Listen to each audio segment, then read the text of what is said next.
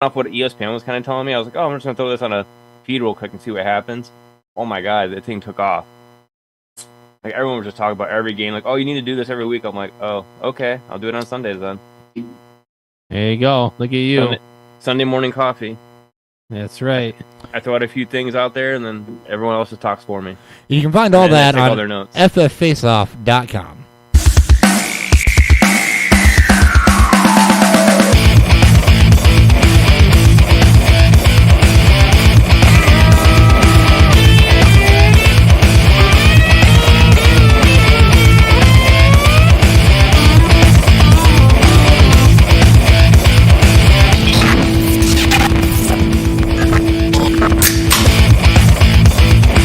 Welcome to Beerfield, producer Hop at Beerfield Hop, along with social media manager Ryan at RyanMiner_FFB, and I'm not really sure what he does around here, Dan at Beerfield Theory.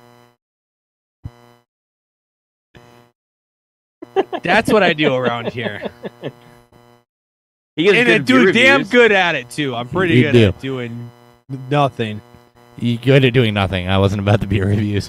It's week one. We got a lot to get to because it's week one. We're going to run through every game and let you know what we think for fantasy and DFS and betting and all that fun stuff that comes along with the NFL season. And the same shit we're going to be doing for the next 18 weeks. Yay. Oh, God. As excited as we are for the NFL season, this is the boring part of the podcast season, folks. So it's the grind. We'll hit the dog days of week 12 or week 6 or whatever. It'll all be fun. It'll be fine. It'll all be fun. Hey, did you see the new intro graphic? No. Hold on, Did not. let me throw this back up real quick. If you guys are on YouTube, there's been a slight modification to the intro graphic. Oh, man. Just give it just a second here. There's a slight delay. We lost Dan. There he is. Jesus Christ. Okay, Zoom just... Something's going on. Hey, look at me. That's We're on a right. stick figure. Oh, That hey. is awesome. I love it. Dude, I love it. That is awesome. Oh, man. Do not change that. That is That is glorious. Oh, no, I'm not going to. I'm keeping it right like that. I love it. That was about 2 minutes in paint. And Hey, you can't go wrong Paint. with that. Yes. Yeah, I as know. it I do should all be. this Photoshoppy shit, and it's like, nah, we're doing paint. I don't got. It Anyway, looks so professional. I love it. dude, it's awesome. It's on brand. It is on brand. That's why it's so amazing. I even got the little facial hair right. And you know what's funny? I tried and I couldn't make it fit. I almost, on the front of the backwards hat, wrote Lions in blue. And 100% that is the hat you have on right now. Heck yeah. Nailed it. Nailed it. Nailed it. Love it. Before we get into the NFL, Dan, We got to talk about it. we got to talk about it. We got to talk about it. You know we Both gotta of talk them. about it. Both of them. First off, the less You lead exciting one, Dominant Kristen and Tatar deserved. domination from hole 1 of day 1 to hole of 18 day 5. It was Shout out to her. a waffle stomping. It was incredible. It was not even particularly well. It was kind of particularly close for the first 3 rounds, and then it was not even particularly close. Tatar has been far and away, I think, the best player in the FPO division for most of the back half. Really since she came back from her little hiatus, the elbow injury, she did that hurt. Highest average tournament rating ever for an FBO insane. champion, I believe. Just insane. an absolutely dominant performance on her part. So congratulations to her. Also, first European to win a FPO world title since I think it was 2001 or 2004. Yes. And 2 total ever. Absolutely deserved. Has absolutely been dominating all season, especially since coming back. And she hasn't been dominating. She's been in the money. She hasn't won every tournament, but she is consistently at the top. Never feels like she's out of contention. Never seems rattled. The other side of this, the MPO. Ooh, that was fun. Some are calling it the holy putt. The year after the holy shot. The holy putt, yeah. The holy putt, which I hit a 70-footer yesterday. Oh my God. It gets you pumped up, doesn't it? Dude, I saw it go in and I just went nuts. I'm channeling Paul's energy. I And also then the played yesterday.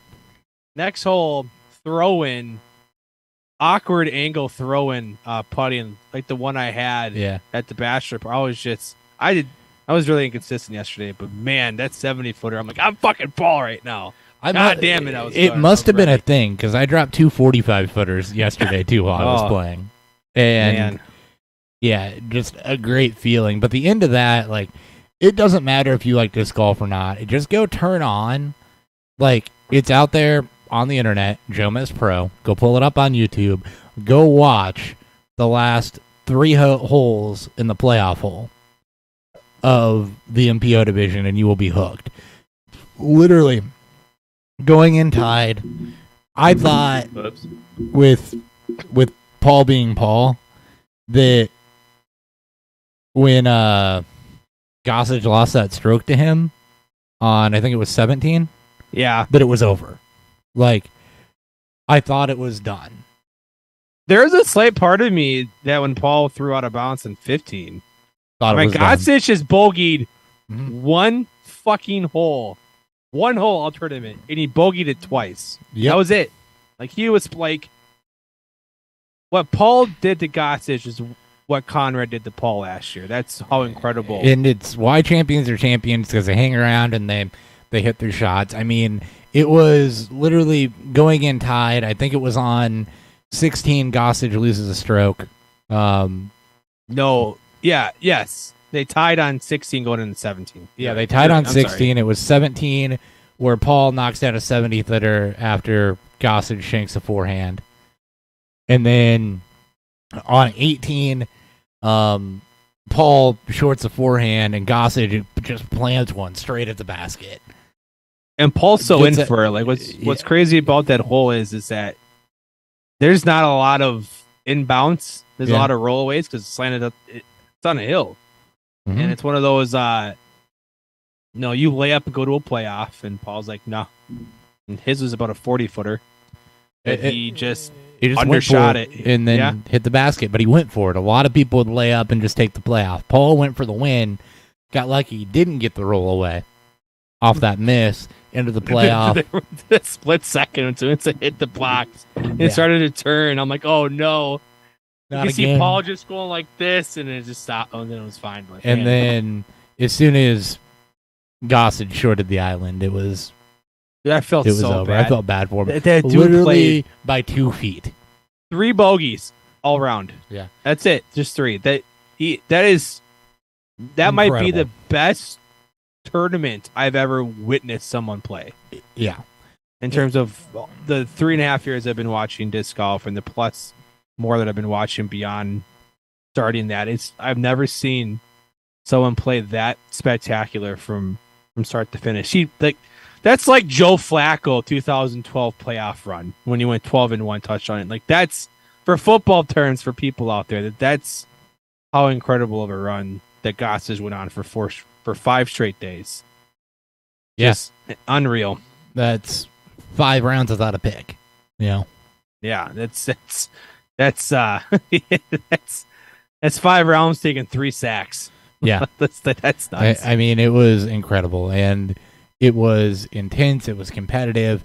Again, if you haven't seen it, like, the vocalization of it doesn't do it justice. If you know how golf scoring works, you know how disc golf scoring works. Just go watch the last 3 holes in the playoff hole of the men's worlds, and you'll see why this is the best niche sport ever. Anyway, why it's growing too. That's why it's growing, indeed. Also, not to keep my own horn, but I did shoot 2 PRs this week. One at both courses down here that I regularly play. One at Woodland and one at Clinton Hills.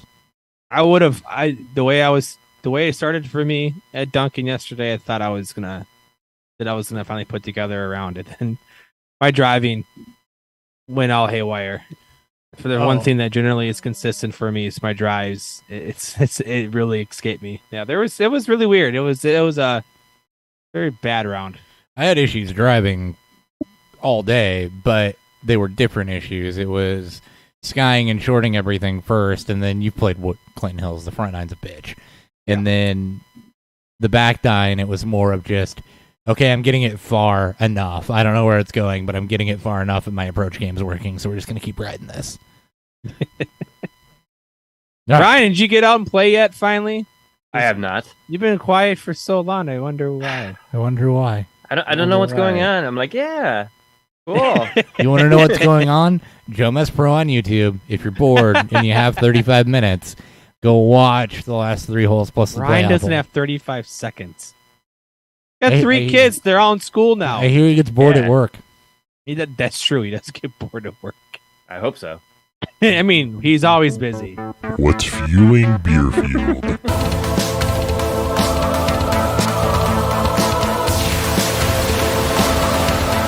All right, Ryan, go ahead and start. I am drinking Rogue Bat Squatch. It's a hazy India Pale Ale. It's out of Rogue. Was it Newport, Oregon? It comes in at 6.7%. It's a hazy IPA. Hey, Dan, Hey, Hopper. this might shock you. Ryan's drinking an IPA. What's shocking to me is I'm not drinking this still. Though Yeah, I did you're almost drinking this forget to still. get beer. Nah, well, No. okay, then it's War Pigs again. No. I think no. those are the only 2 distilleries you've had on for the last 3 months. I know when I'm not. If I'm not drinking bourbon, it's been either War Pigs, Three Floyds, or which is the same thing, or my own brewery. But today, week 1, you know, it's a cause for celebration. Bourbon County? Bourbon County, 2021, just the basic. Predictable. We're yeah. We're not celebrating. I mean, it's celebrating, but we're not like really celebrating. Right. And the fact is, I'm the only one drinking this, so I don't really want to get. We're kicking it off the season in the right way. insane. Yeah. So again, Bourbon County is a barrel aged. It's a bourbon barrel aged imperial stout that Goose Island out of Chicago puts out every single year. For what, the last 15? Hopper, do you know how long they've been doing Bourbon County for? Early, yeah. 2013, 14, I think. Here, I'm going to bet that. Yeah, I'm popping up. Anyways, so this is the release that they do in late November. This is the 2021 release, so 2022 won't be out for another couple months. About Black 2.5. Friday. Black Friday. It's 92. 92. Every year since 1992. Okay, that Wow. makes sense. Black Friday releases, and you can find Yes. the 2022 lineup online right now. Oh, I'm sure it's already up there. They've been This will announced probably it. be the first year I don't go all out and get it. So it'll be the first year in 5 I've- years since I don't. Not gone out to like wait for it or look for it or anything. Last year, I just happened to walk into Schnucks, and there were a couple of the highly allocated ones sitting there, so I bought it. That's how I've treated why it the last few years. It's just I'm gonna trip into it at some point. Whatever I trip into, I'll pick up. the with my brewery being part of the AB network in Illinois, it allows me to rub elbows with the right people. So Oh, good. So get a proprietors. Yeah, not that good. We're not up there in Chicago. Unfortunately, proprietor, a little harder to get, but I've heard it's a bit overrated most years. So I just Probably. But It's anyways, FOMO. this is just a regular one. This comes in at 14-ish%, 14 even. Yeah, 14 even. I have like a 6-year vertical. I still have to get into at some point. That'll be We have a giant vertical of these things, but we're gonna need more than just us to crack all that. Ryan's gonna have to come visit. He's gonna have to let the wife take care of the kids for a weekend, and Yeah. well, Sean will be here Oh. this weekend. Well, so he doesn't drink. He doesn't drink these, but And, we'll bring Ryan out. I won't be. For sure. I think the idea is that we're gonna need more than 2 people. We'll get Nick. I in it. know. We got to get Nick involved. And anyways, Goose Island, Bourbon County, just a regular 2021. First impressions is not as good as the last few years. All right, and I am. It's fall beer, which is my favorite beer season. So, I got another Oktoberfest. This one is Civil Life. Civil Life out of St. Louis, Missouri. So They got a good one. They do have a really good one. So, Oktoberfest style lager. It does not state whether it is a Marzen or a Fest beer, but judging by the notes, Marzen. Looking for the. That's like 95% of American Oktoberfest or Marzen, something like that. It's some insane high number. Well, Marzen's have a little more flavor. So. Well, yeah, they're a little more American approachable. No ABV on this that I can find, but 5.5. usually they're 6? about 5. Yeah, Yeah, 5.7 between usually. 5 and 6. So Yeah. should be laying somewhere in there. Full review about halfway through the show. Everyone does an Oktoberfest, but Civil Life I think is the best that I can get canned locally. 5.1 per beer advocate. There you go. Between 5 and 6. Sorry Well, for Oktober- letting the people know more. They're like, Oktoberfest "Oh, are good. I don't drink beers over 5.5. Well, you can have this one now. News.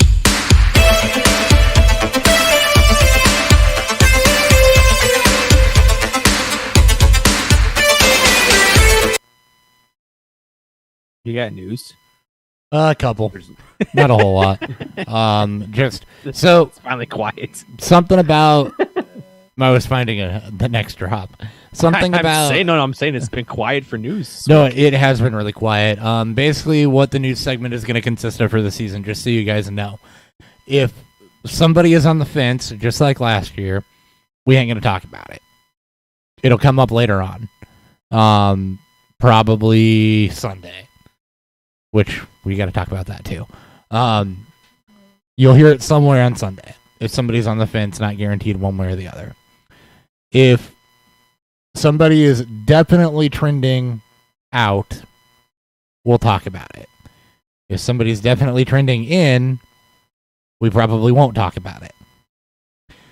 So just so you guys know, unless it's like early season, somebody coming back from a big injury, then we'll discuss. But most of the time, if somebody's going to be in, we won't talk about it. If somebody's on the fence, we won't talk about it. Really, only if they're going to be out.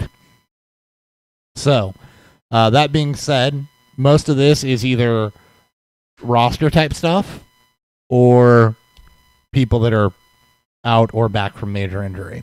So, Mitchell Trubisky is going to start for Pittsburgh in week 1. I think we were all anticipating that. That is confirmed. So, Kenny Pickett is the backup, which means that Mason Rudolph, rightfully, probably not going to dress. Pickett had a strong training camp and earned the backup spot. Trubisky falters it all. It'll be him. But to start the season, Mitch Trubisky for the Steelers, as we all thought. There's that Yeah, no surprise. that slight hiccup of them releasing the depth chart, and it was Mason Rudolph was ahead of Pickett, and everyone, including myself, was like, "Well, this is not a good sign that Oh, yeah, Twitter was on fire. he opens up as third." I mean, that's bad. He But took- then they fixed it the next day, and He everything's took fine. that shit personally. He did. He took it so personally. He forced them to change it without them even knowing. He had a great camp. Van Jefferson currently not practicing. That is the Thursday game, which is why this is being mentioned here. So if Jefferson doesn't play, slight bump up to Tyler Higbee, probably. You can still do much better at the tight end position. Oh yeah, absolutely. Yeah, it should just maybe funnel a little bit more to Robinson and Cup Cup. and Robinson. You shouldn't yeah. be that. You shouldn't be that desperate yet. No. No, it's Week week one, one. people. This Week is the most predictable on who you should be playing every as Or- out of any other week. Or it's Don't get unpredictable, but we don't know enough to tell you to doubt it yet. So Yeah. Well, I mean, we spent all that time researching drafting your team. Yep. You're surely going to draft your starting lineup. Like you're going to have your starters already in mind as you're drafting, anyways. Especially if you're out there waiting till last minute, 30 minutes before 9 o'clock right now. It's Hopper has to do another draft. mhm. Generally, you already know who's going to be starting in week 1 as you're drafting. So Yep. not a lot has changed. Also, programming note, by the way, the beginning part of these episodes where we do the reviews, gonna tell you a lot more than the previews will. Yeah. What we learned will tell you a lot more than what we're projecting.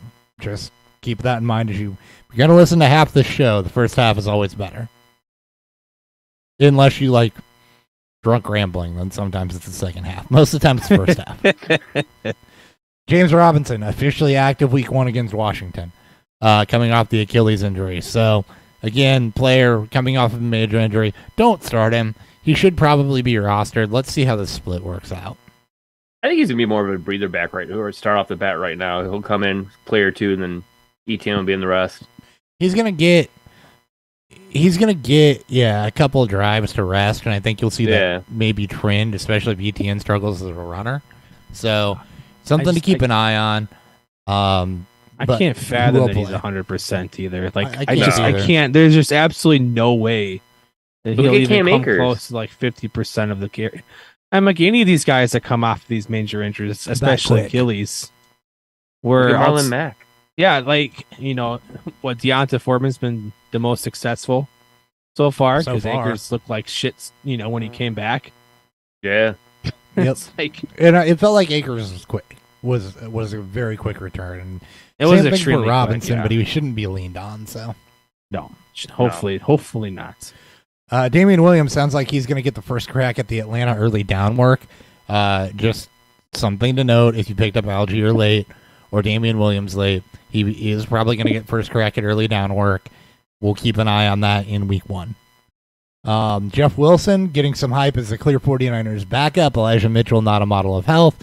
Should also see third down work. Another thing we'll keep an eye on volume-wise. Just notes to pay attention to. The Texans signed tight end O.J. Howard. Watch list him. Very thin group, and he actually should have a lot more talent than Brevin Jordan. Oh, wait. I just had a moment there. I was like, oh my God, I have the same water bottle. And then it was, well, no shit, I have the same water bottle. It was in the Spectator back at Peoria. How does that even happen? And then some procedural moves. N'Keal Harry to IR for the Bears. Sam Darnold to IR for the Panthers. And Brian Robinson to the NFI non-football injury list. All going to miss at least 4 weeks. So there you go. That's all I There got you for go. news. Easy peasy, lemon squeezy. And now, News. no. That was news.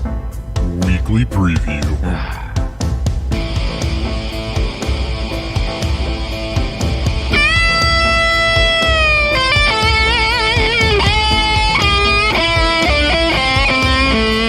All right, Dan, you got your shit pulled up. You ready to go? Or you want me to start this one? Let's go. I got it. I got all the spreads pulled up right as of right now. All right, go ahead and you do what we did last year. You intro Yep. on with the spread, give your take, and then we'll peel off.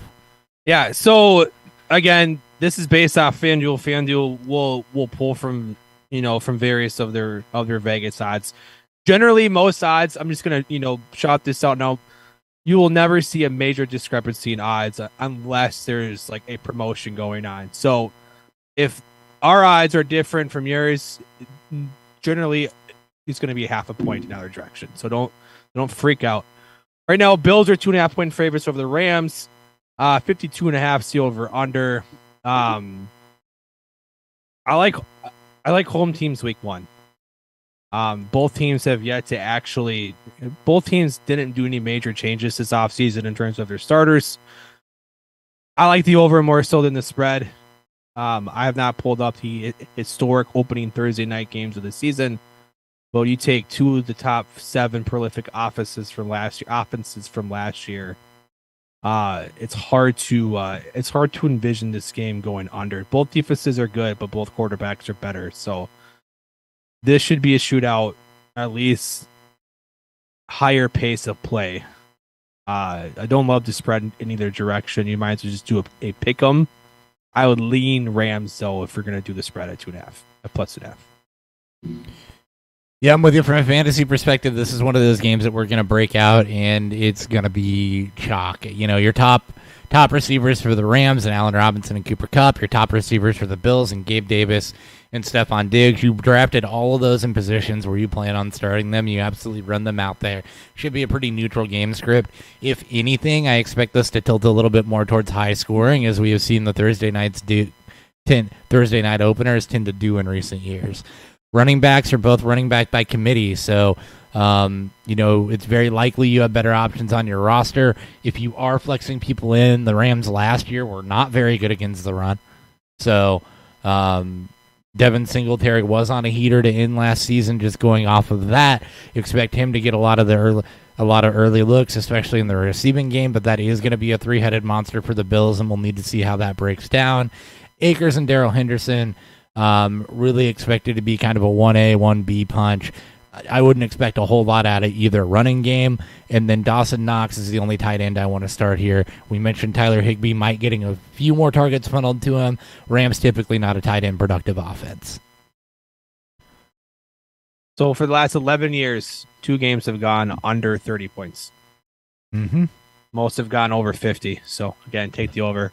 Ryan, you are now doing DFS for the FF Face Off I am. network. So if you want to, why don't you, and if you don't have anything else to add to the betting lines and to the fantasy actual, why don't you give us some DFS play in this game? Well, this one's kind of tough because it's just they only do like the Thursday special, which is the only one I think is actually worth playing.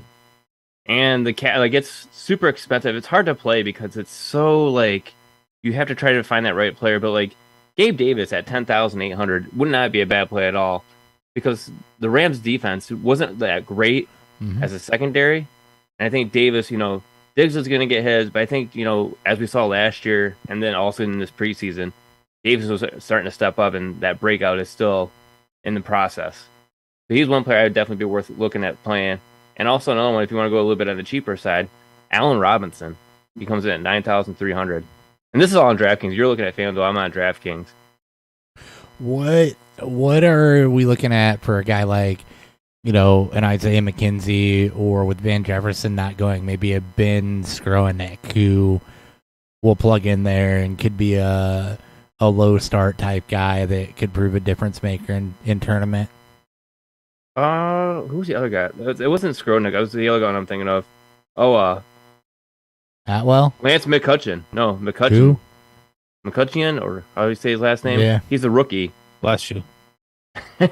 And he was looking better than Not than Skroenik. Not hard to do. yeah, Skroenik. Right.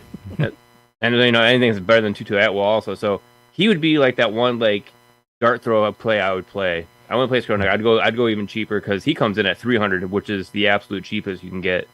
So it's basically like a free space, and then you can try to build up even higher around that. Just remember for these single games, DraftKings, when they do their captains, they 1.5 their salary to get 1.5 their points. They have 6, including defenses, and then FanDuel, there's no price increase, but it's one less player position. DraftKings is full point PPR, FanDuel is half point. Those are probably your 2 major differences, especially single game when you're going to be crafting your lineups a little bit differently. Gabe Davis at that price for a captain spot when you're playing boom, especially in those large pools, those large tournament pools, not bad. Not a bad play at all. And DraftKings gives you 3 points also for going over 100 rushing yards or 100 receiving yards too. So that's another thing to look at too when you're setting these lineups. Yeah, we're not a major DFS show, so we won't jump into the art of building, just single game lineups. There's plenty of great info out there, but just a few players that we like. You're building those lineups. Indeed. All right, that puts the bow on the Thursday nighter. All right, Pittsburgh at the Bengals. Bengals 6.5 point favorites. Over under is at 44.5. I don't love this game.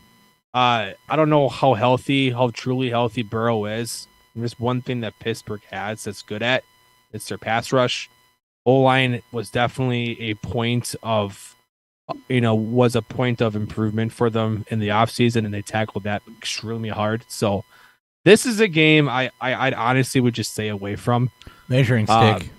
Yeah, it's going to tell us a lot about the rest of the season, how well that Bengals line holds up against pass rush. Yeah, and I think it'll be fine. If anything, this would be an avoid. Like the over under just feels like it's at the perfect spot, and you're just playing a coin flip.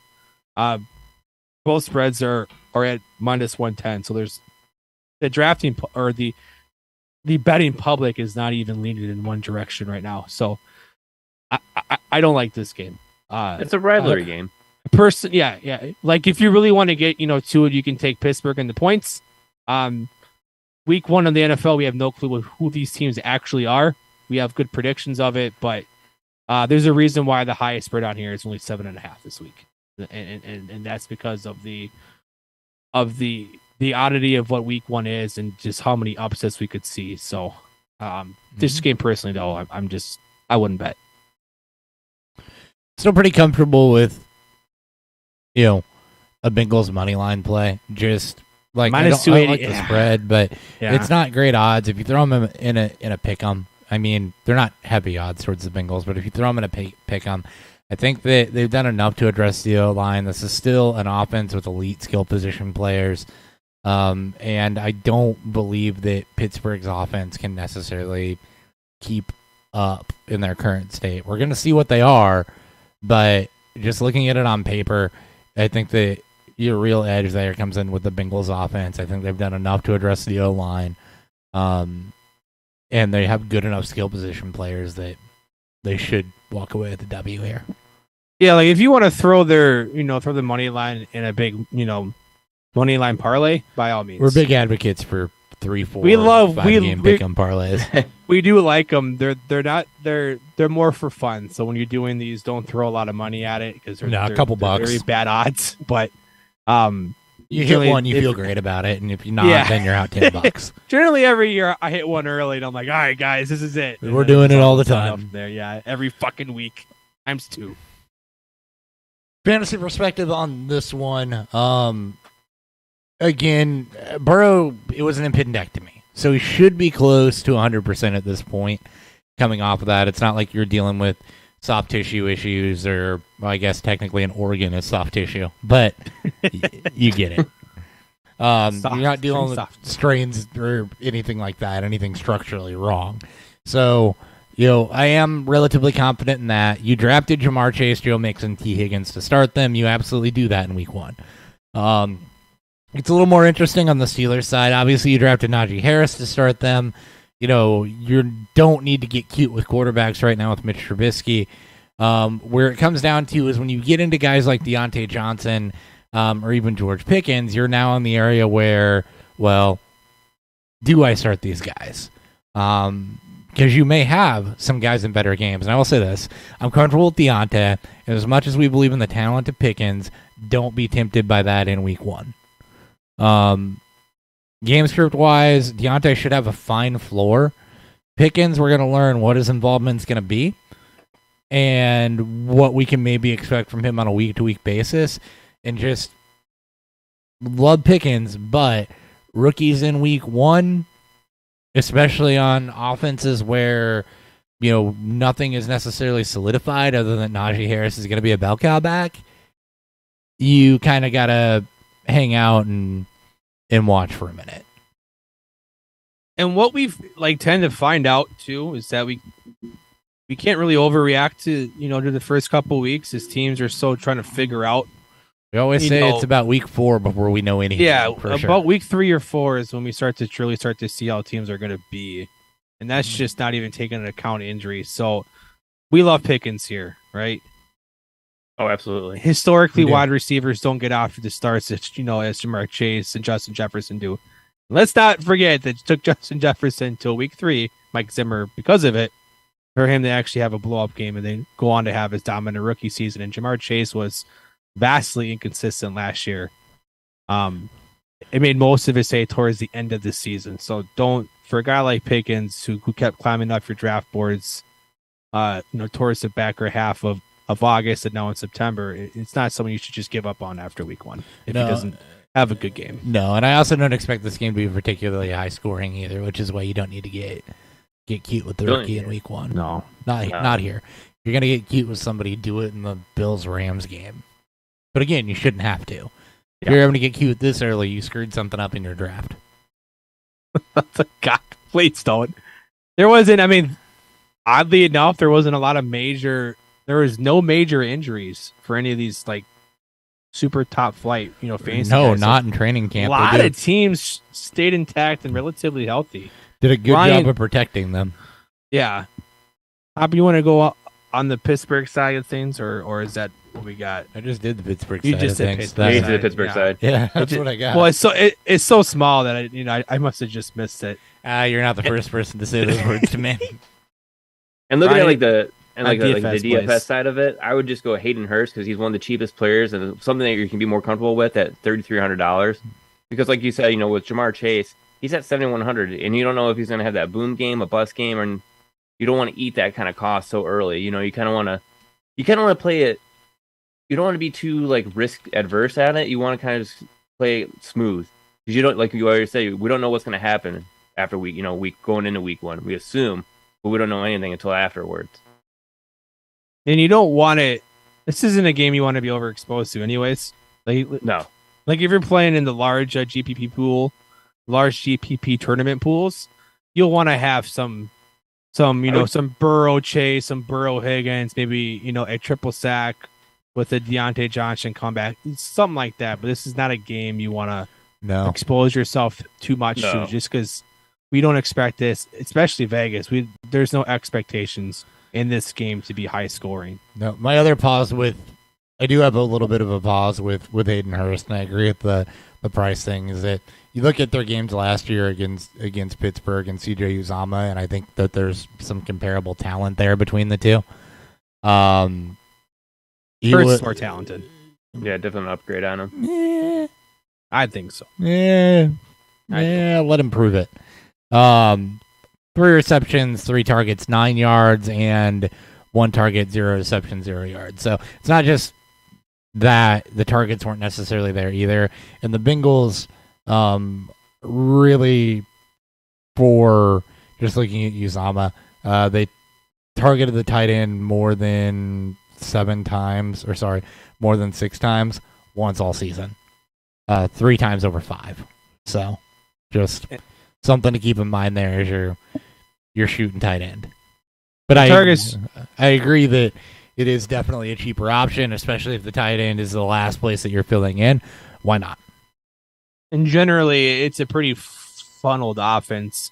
Yeah. And that's not counting Tyler Boyd, who I like, and he definitely should be on teams. Again, no one's hurt yet for this team, like nothing of significance to the receiving core, so you don't got to get cute with Boyd, and that just means the same thing for for Hurst and what they can do. That's why they're so cheap in DFS. Yeah, moving on. Philadelphia at Detroit. Phillies 3.5-point favorites. Over under is 48.5. I've seen this line range from 3.5 to 4.5, which seems pretty high for a range discrepancy. But I love Detroit at plus 3.5. They're going to play this game Philadelphia closer than a lot of changes to that team. A lot. Both sides of the ball. I love Philly this year. They were my Super Bowl pick because I needed one, last second. But it would not shock me if this team gets off to a slow start. Detroit played very, very strong. They played a lot better than what they were last year. I don't expect that to change now, even with expectations slightly rising by slightly. Now people are talking about them as a dark horse playoff team. You know Not what? great expectations. I like them against the Eagles, though. This is my week 1 upset. Okay. I'm going to plant it here. If I'm picking an upset in week 1, I like this game the most to be that upset. Like you said, the Eagles got a lot of changes, offensive, defensive side of the ball. I think people do expect them to ultimately be a playoff team. Detroit's got continuity amongst the coaching staff, continuity amongst the quarterback and their top wide receiver. DeAndre Swift back, TJ Hawkinson back, major upgrades on offense, some upgrades on defense, and we saw all last season they played teams a lot closer than what they should have. I think week 1 that's gonna pay off. They're gonna be able to play Philadelphia close, and I think that continuity is gonna come forward, and they are going to upset the Philadelphia Eagles in week 1. That's planting it right there. That's my most likely week 1 upset. Money lines at plus 166. So not terrible. I like the over-under, or I like the over at 48.5. This game is going to be close just because Detroit's being able to keep up with what I think could be some quick scoring from Philly. So like Detroit to cover. I would probably still just itch closer to that than just picking them as a flat out win. But I love the call either way. Jacksonville, Washington. Technically, Jacksonville is the underdog. Would be my upset of the week. I do that because I think that should be Ron. But anyways, when we get to that game, so yeah, Detroit to cover 3.5. Hopper loves the money line. I like the call. I'm sure Ryan does, being a Lions fan. So we don't have to. We don't get too much. Oh, no, I want to hear it. No. I want to hear if he likes. God damn it! Don't be one of those fucking cynical fans. There's already me and Hopper on the show for that. Yeah, I'm good. You got to be the overly optimistic Homer. Like, I'm not going to say a word, just that way you guys can think whatever you want to think. all right, Hopper. Next game. No, we got to do fantasy. I'm either going to be right or I'm going to be wrong about that one. I hope so. You can't be You in get the a middle 50-50 on shot. it. Yeah, there's no third option. All the above. Oh wait, playing the odds with that last statement. Jalen Hurts. Obviously, you drafted him to start because of the rushing floor. You're going to do that. I don't think Jared Goff has any significant streamer status this week. It's week 1. You shouldn't be talking streamers yet. Anyway, looking at some of your other plays, trust the Amon-Ra St. Brown target volume. Trust Hawkinson. Trust Swift. You drafted all of them. Well, you drafted 2 of them in positions to start. You're fine with Amon-Ra. I like Amon-Ra better than, I think, Deontay this week. In a game we've already talked about, better than several other players, especially when it comes to floor. So go ahead and trust what you saw last season. Trust him to get some target volume. And even if it only does amount to, the 7 receptions for 70 yards, you're okay with that as your wide receiver 3 or your flex. So go for it. As far as the Eagles go, you're going to start A.J. Brown because you drafted him too. I don't want to do anything else. Somebody's, Devonta Smith, we're going to have to see what that target volume's like, and that's going to fully depend on how much they throw the ball. We don't know how much they're going to come out and throw. If it's 30-plus times a game, Devonta Smith has viability. 35-plus times a game, Devonta Smith has viability. If you're in the mid-20s with Hurts rushing as much as he does, then you're not going to feel so great about Devonta Smith. So don't roll that dice week 1. The other thing to be wary of here is Philly running backs. It's running back by committee. I think people think that's going to lean towards Miles Sanders. Kenneth Gainwell saw a lot of receiving work last year. You did not draft either of those players in a position where you have to start them, so don't. Dallas Goedert is actually the second receiving option I like for Philly over Devonta Smith. Just because of the safety blanket, because of the depth of position. Wait and see how the targets break down. Don't run for Devonta Smith. There's another guy that I like Amon-Ra more than. You don't have to start Smith. No, I like your call on Dallas Goedert because I think he's a good DFS place too because he comes in at $4,500 for the Philadelphia side. Because once you get past Detroit's defensive line, their linebacking core is nothing to brag about. So he could be definitely open. He'll be that nice safety blanket for Jalen Hurts, especially what we've been seeing during the preseason. But then also on the other side of the ball, I like getting DJ Shark back in the game. big plays. Right?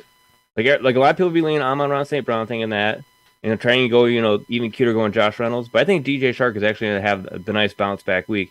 And coming at $4,800, that's not a bad play, especially as a wide receiver 3. No, it's a really good comeback play for if you're building a Philly Lions game stack in your DFS lineups. I was looking at him in the preseason quite a bit too. So yeah, what Chark? Yeah, Chark's going to be interesting to me. Fresh place, fresh face. Typically more of a field stretcher type, and Goff did do a little bit of that with LA, so he's definitely somebody early season I'm gonna pay close attention to. A little bit of an enigma there. Huge rookie season. Kind of tailed off after that for DJ Chark, and then just the way that he's used, you don't necessarily think about that meshing with Jared Goff, but I think it is something that could be sneaky good. just because my thought process is not going to be that different from the thought process of most others, and he definitely has that boom potential. Mm-hmm. I agree. You're right. Largest spread of the week: Colts versus Texans, 7.5 point favorites. The Colts are at 45.5 is the over/under. Houston all day. This is probably my favorite bet of the week. I don't think Houston wins this game, but I just don't see the Colts winning by more than a touchdown in this. Colts are also competitive with Davis Mills, not as consistent as what the Lions were last year, but Houston could take that step forward to a point, not to them making the playoffs or nothing, but to be a little more of a true competitive team in week in, week out, especially because, again, week one, that Colts offense, Matt Ryan, new to the team, I would not be surprised if they get off to a game or two slow start, at least looking a little bit rusty or a little bit more inconsistent on the offense side of the ball. I'll take the 7.5 gifted points, the more than touchdown gifted points from them. Over under at 45.5 is whatever. If you want to bet that, I wouldn't. It's a little too rich for me, but it's in that sweet spot to where I don't really want to dabble with it. So my advice: take Houston in the points. Yeah, I got no problem there. Good. How much for fantasy here? At least I don't. Pretty chalk. Pretty chalk. Yeah. It is pretty chalk. The one thing I would say is the Colts were, bottom 6 teams in the league in points allowed to running backs, as in they were good against the running back last year, especially against rushing running backs. Over the last, I think, 5 weeks, they gave up less than 400 yards. So, a lot of hype around Dameon Pierce. Not a great matchup for him. So, that's kind of my one fantasy cautionary thing, is it's another guy that you draft in a position where you don't have to start. So, maybe just don't and see how that pans out. If he can perform against the Colts, then you're going to feel a lot more comfortable about that, because the Colts do have a good run defense. So, other than that, yeah, it's pretty chalk. Brandon Cooks, Michael Pittman. See how the targets shake out between Paris Campbell and Alec Pierce. One other play that I do really like here is Mo Alley Cox. He is going to draw a tight end. The tight end start for the Colts. Should see target volume, and Matt Ryan does have a very long track record of liking to throw to his tight ends. So Mo Alley Cox is probably the most profound person I can give you as somebody I'd want to start in this league or in this game. We also don't, and we'll just go back to the Houston side running back. Mm-hmm. Pierce may be named a starter. We know at some points that doesn't hold much weight in terms of snaps opportunity. We still don't know what the true snaps opportunity is. He'll start. He'll be out there play one, especially in the receiving game. Yeah, and especially if the Colts do get up early, double-digit point lead, we could see a lot more Rex Burkhead. We don't know what the pass catching roles are going to be, but Burkhead has the longer history of being that. Yep, and Royce Freeman is also a better pass catcher than what Dameon Pierce is. So yeah, and Burkhead at the very least is probably a better pass blocker. Yep, at their points in their careers. So be cautious of that. This game could go pear shaped pretty quick. That's why it's the largest spread. There's a very realistic chance that Houston does get down early in your Pierce play, which over the past 2 weeks you probably had to pay up a pretty penny for, being that he went from a 10th to 8th to a 6th through 5th round pick. Pretty good chance that there's a stronger enough chance that a lot of you out there took him as your RB2, some as your RB1 and your heavy wide receiver starts. Be a little cautious with this game with him, and also don't overreact to Pierce potentially being game scripted out early, or at least at some point in the second half and during 2-minute drills. So just want to throw that out there. And from a DFS perspective on that one, like with the Houston Texans, they have Dameon Pierce at 4,800 and Rex Burkhead at 4,900. So it's just like we kind of know something's gonna happen, but it's like which way is the pendulum gonna tilt? Is it gonna go Pierce? Is it gonna go Burkhead? I'll go just Burkhead. Like you said, exactly. It's just like it feels like you spend that extra $100 more You want to go And it's a Burkhead. contrarian play because Pierce right now is already being shocked as like number one cash play, and it's like, no, please, do not play Damian Pierce in cash. No. it's Yeah, a very he makes me bad. too nervous now. That is too bad, and I think his owner percentage is gonna be too high in large tournament pools. Burkhead's, Brian, I agree with you, is the right call. That's a nice. But I feel pivot. like one big chalk play though, Michael Pittman Jr. $5,500, man. I mean, come on. Week one we've all been- pricing's always good because they want to get people to keep playing and winning. It's just Hopefully, like we all see all off season long. We talked about Pittman Jr. being this wide receiver one. I mean, you look at rankings. He's a top 8, top 10 wide receiver, and we're getting him at wide receiver 3 value on DraftKings. Mhm. It's must play. that's on purpose. Again, Yeah. that is totally calculated. I also don't like, or not like. I also don't love. I love wanting the game stack with Matt Ryan, Pittman, little Paris Campbell, or Mo Ali Cox or Alec Pierce with that tri Yeah. stack. Not heavy exposure, but a little bit. A little fun it's there. very So it nice, might- very yeah. cheap. Yeah, and you do a little bit with the Rex Burkhead comeback play. You can gobble up all those fourth quarter garbage time checkdowns from your Yeah. boy Davis Mills. Yeah, All right. Saints. Oh, God, this game. Saints at the Falcons. Saints are 5.5-point favorites. Hold on. By the way, Oh, important sorry, go news. My 102, Austin Eckler. ahead. Okay. Always. Oh, it did start. It did start, yeah. So you went Austin Eckler over the receivers? I went Austin Eckler And over Christian. I was CMC. the 102. I went him, yeah, and CMC. And it's super flex, so say that for what it's worth. Well, it is a home league, so that could literally mean anything.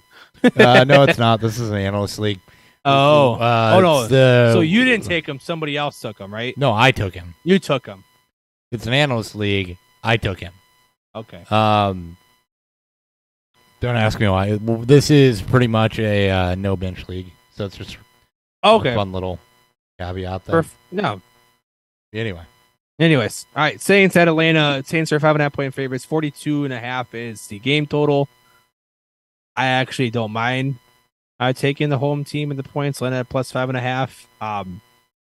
Saints are a completely new team. New coaching staff. Winston back and healthy. We don't know Michael Thomas's health. This could be a heavy Kamara and Mark Ingram game. New with Jarvis Landry. New with Chris Olave. Defense is getting older. Atlanta's going to suck. There's no doubt in my mind on that. But if there is a game that they can pull, like if they can pull a Jacksonville in 2019 with Gardner Minshew, this is that win. And what I mean by that, they win one game of the year and they go 1-16 the whole way. This is the one game I think they could pull out at home against the Saints. Do not care about the game total because I have no fucking idea what these offenses are going to look like. So I like Atlanta plus 5.5. I'll take the points. I think if this game was in the middle of the season, this would be closer to 3. So I'll take the little bit extra points. I'm with you. I like the Atlanta at 5.5 call just because I do think this could be pretty close. We have no idea what to expect out of the Saints offense without. This game is so gross. Well, it may not be though, right? Because we've talked about the Saints offense on paper, and you know how they do have 3 pretty good wide receivers and a pretty good running back and a quarterback that we know can sling it, but they put the reins on him last year, so it's really gonna. And he didn't have a lot of receiving options last year, so it's really gonna come down to, can they put that all together now? Yep. Since they have all of that talent, can they put that all together? And maybe they can. The Falcons have a little less confidence in that. So, Yeah. the Saints could easily have 5.5, but Yeah. like you, there's still a rapport that needs to be built with Michael Thomas. You got to pull Chris Olave in. There's a lot that needs to work out there. So, I agree. I like the 5.5. Plus, there's no more Sean Payton there too. That's I what don't I'm really saying. know Like how this whole offense is gonna look. it's like I said, this could be a team like this is one of those teams I'm looking at in about 3 or 4 weeks. Who the fuck are they? Because some people are penciling them as a potential wild card team in the NFC because with the lack of talent at the top there, they can be competitive. They can go 5-12. One of those things where it's and with no major injuries. It's just how is this team going to gel? How is this receiving core going to gel? And how is Dennis Allen going to coach a lot of personality in this with Winston, Michael Thomas coming back, Kamara, Landry in his presence, and this defense. So Sure.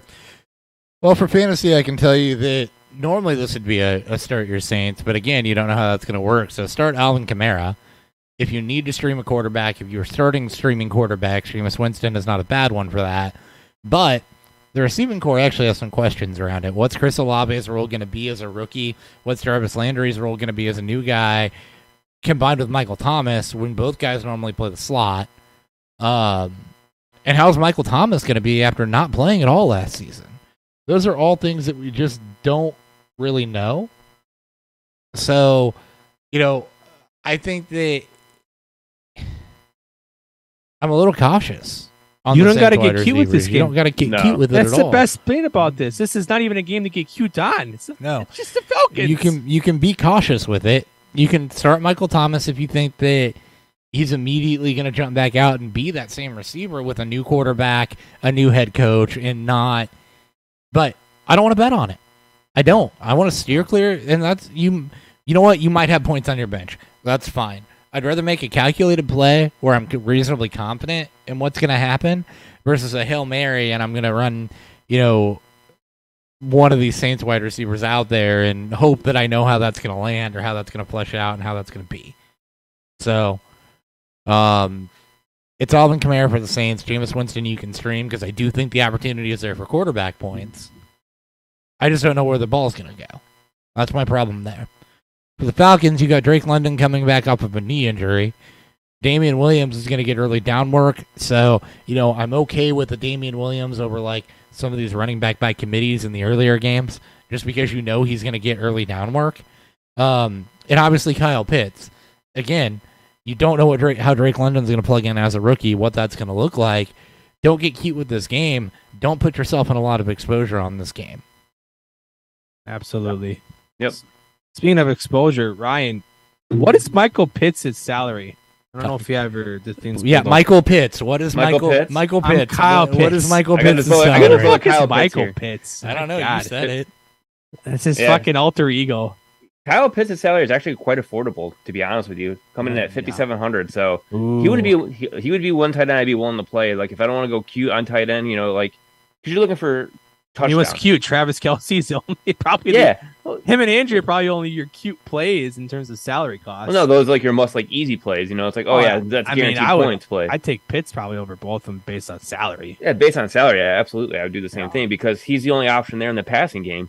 We don't know what we can trust on Drake London. Like Hopper just said with the knee, he's coming back from it. Well, and he's How a long rookie. can he run on it? And he's a And he's rookie, a rookie. with Yeah. a new quarterback, and who knows what the hell that offense is going to be. That's it. I'm running a naked Kyle Pitts. And There by you go. naked, I mean by I'm not playing with any other Atlanta Saints players. Yeah, not that he's actually running. but actually naked. By the way, rounds 2-3, Justin Herbert, Lamar Jackson are on the turn. What? Super flex. Superflex? Yeah. Wow. How many teams? 10? God, that's It's pretty good coming That's around the late. turn with If the you top were to three tell running me- back, yeah. if you were to tell me how that draft went without telling me the rounds, I would have predicted 14 Herbert, league. Jackson, and Eckler, not the other way. There around. was no quarterback that went in the first round. The first quarterback was middle of the second round of Josh Allen. I suppose in a super flat, like it's an analyst leagues. It's got to be the no bench scene, right? It's got to be It's the got to be. That or It's people gotta be. forgot it's a super flex league. Either way. Anyway. What's next? All right. Baltimore at the Jets. Baltimore is 6.5-point favorites. The 44.5 is the over/under. Normally, I would be all in on the home favorites, and this is going to come off super biased, me being a Ravens fan, but I genuinely like Baltimore this week. I genuinely like the fact that this team is healthy to an extent. Defense, Jets are coming in without probably Zach Wilson. Joe Flacco being in, we know who Flacco is, mostly the quarterback of all time, no question. Zach Either Wilson way, has not yet been ruled out for week 1, by the way. even just this game could rise when Zach Wilson is officially announced out, which would be what, by Thursday they have to have that? No, not by Thursday. My God. Anyways, Saturday, Sunday. Sunday morning. Sunday morning? morning at 10:30, or an hour and a half before kickoff. I do like Baltimore 6.5. I have a love for this to be down to 5.5 range, just a touchdown. But Jets, I have a hard time liking anything about the Jets right now, especially without Zach Wilson and with a young Baltimore defense that's actually healthy and one of the better secondaries on paper when healthy. I take the points here. I would take the over a little bit more if I knew the Jets could actually score points. I would actually hit the under. If Baltimore gets up early, we can definitely see them ride that drain out the clock, run the football, type of mentality. So this game has many different directions it can go in, but I do like the Baltimore at -6.5. Yeah, there's a lot of different ways this game can go. And this is another one where we're kind of looking at it like, okay, what don't we know? We don't know. We do. Well, let's start with what we do know. You're going to play Mark Andrews, obviously. I don't hate in this game because it is the Jets. We expect the defense to be a little bit improved, but I do not hate a Bateman play.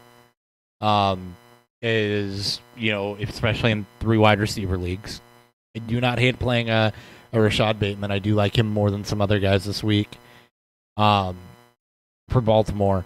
And then, J.K. Dobbins, not quite ready yet. Mike Davis is going to get the run there on a team that'll run the football. So go ahead and play Mike Davis. You can get a little cute there. And it's going to feel a little bit cute. But go ahead and play Mike Davis there. As far as the other side of this game with the Jets, I want Michael Carter and I want Breece Hall out for game 1. Especially against the Ravens. Breece Hall had a not great camp. Seems like it's going to take him a bit to warm up. If I'm betting on anyone, I want Michael Carter in as a flex play this week. Also, Joe Flacco, I expect the check down game to be in play. That's Michael Carter's kind of forte there. I also expect the Jets to be playing from behind with that spread. A little bit more passing to go around, especially in PPR leagues on Michael Carter for that.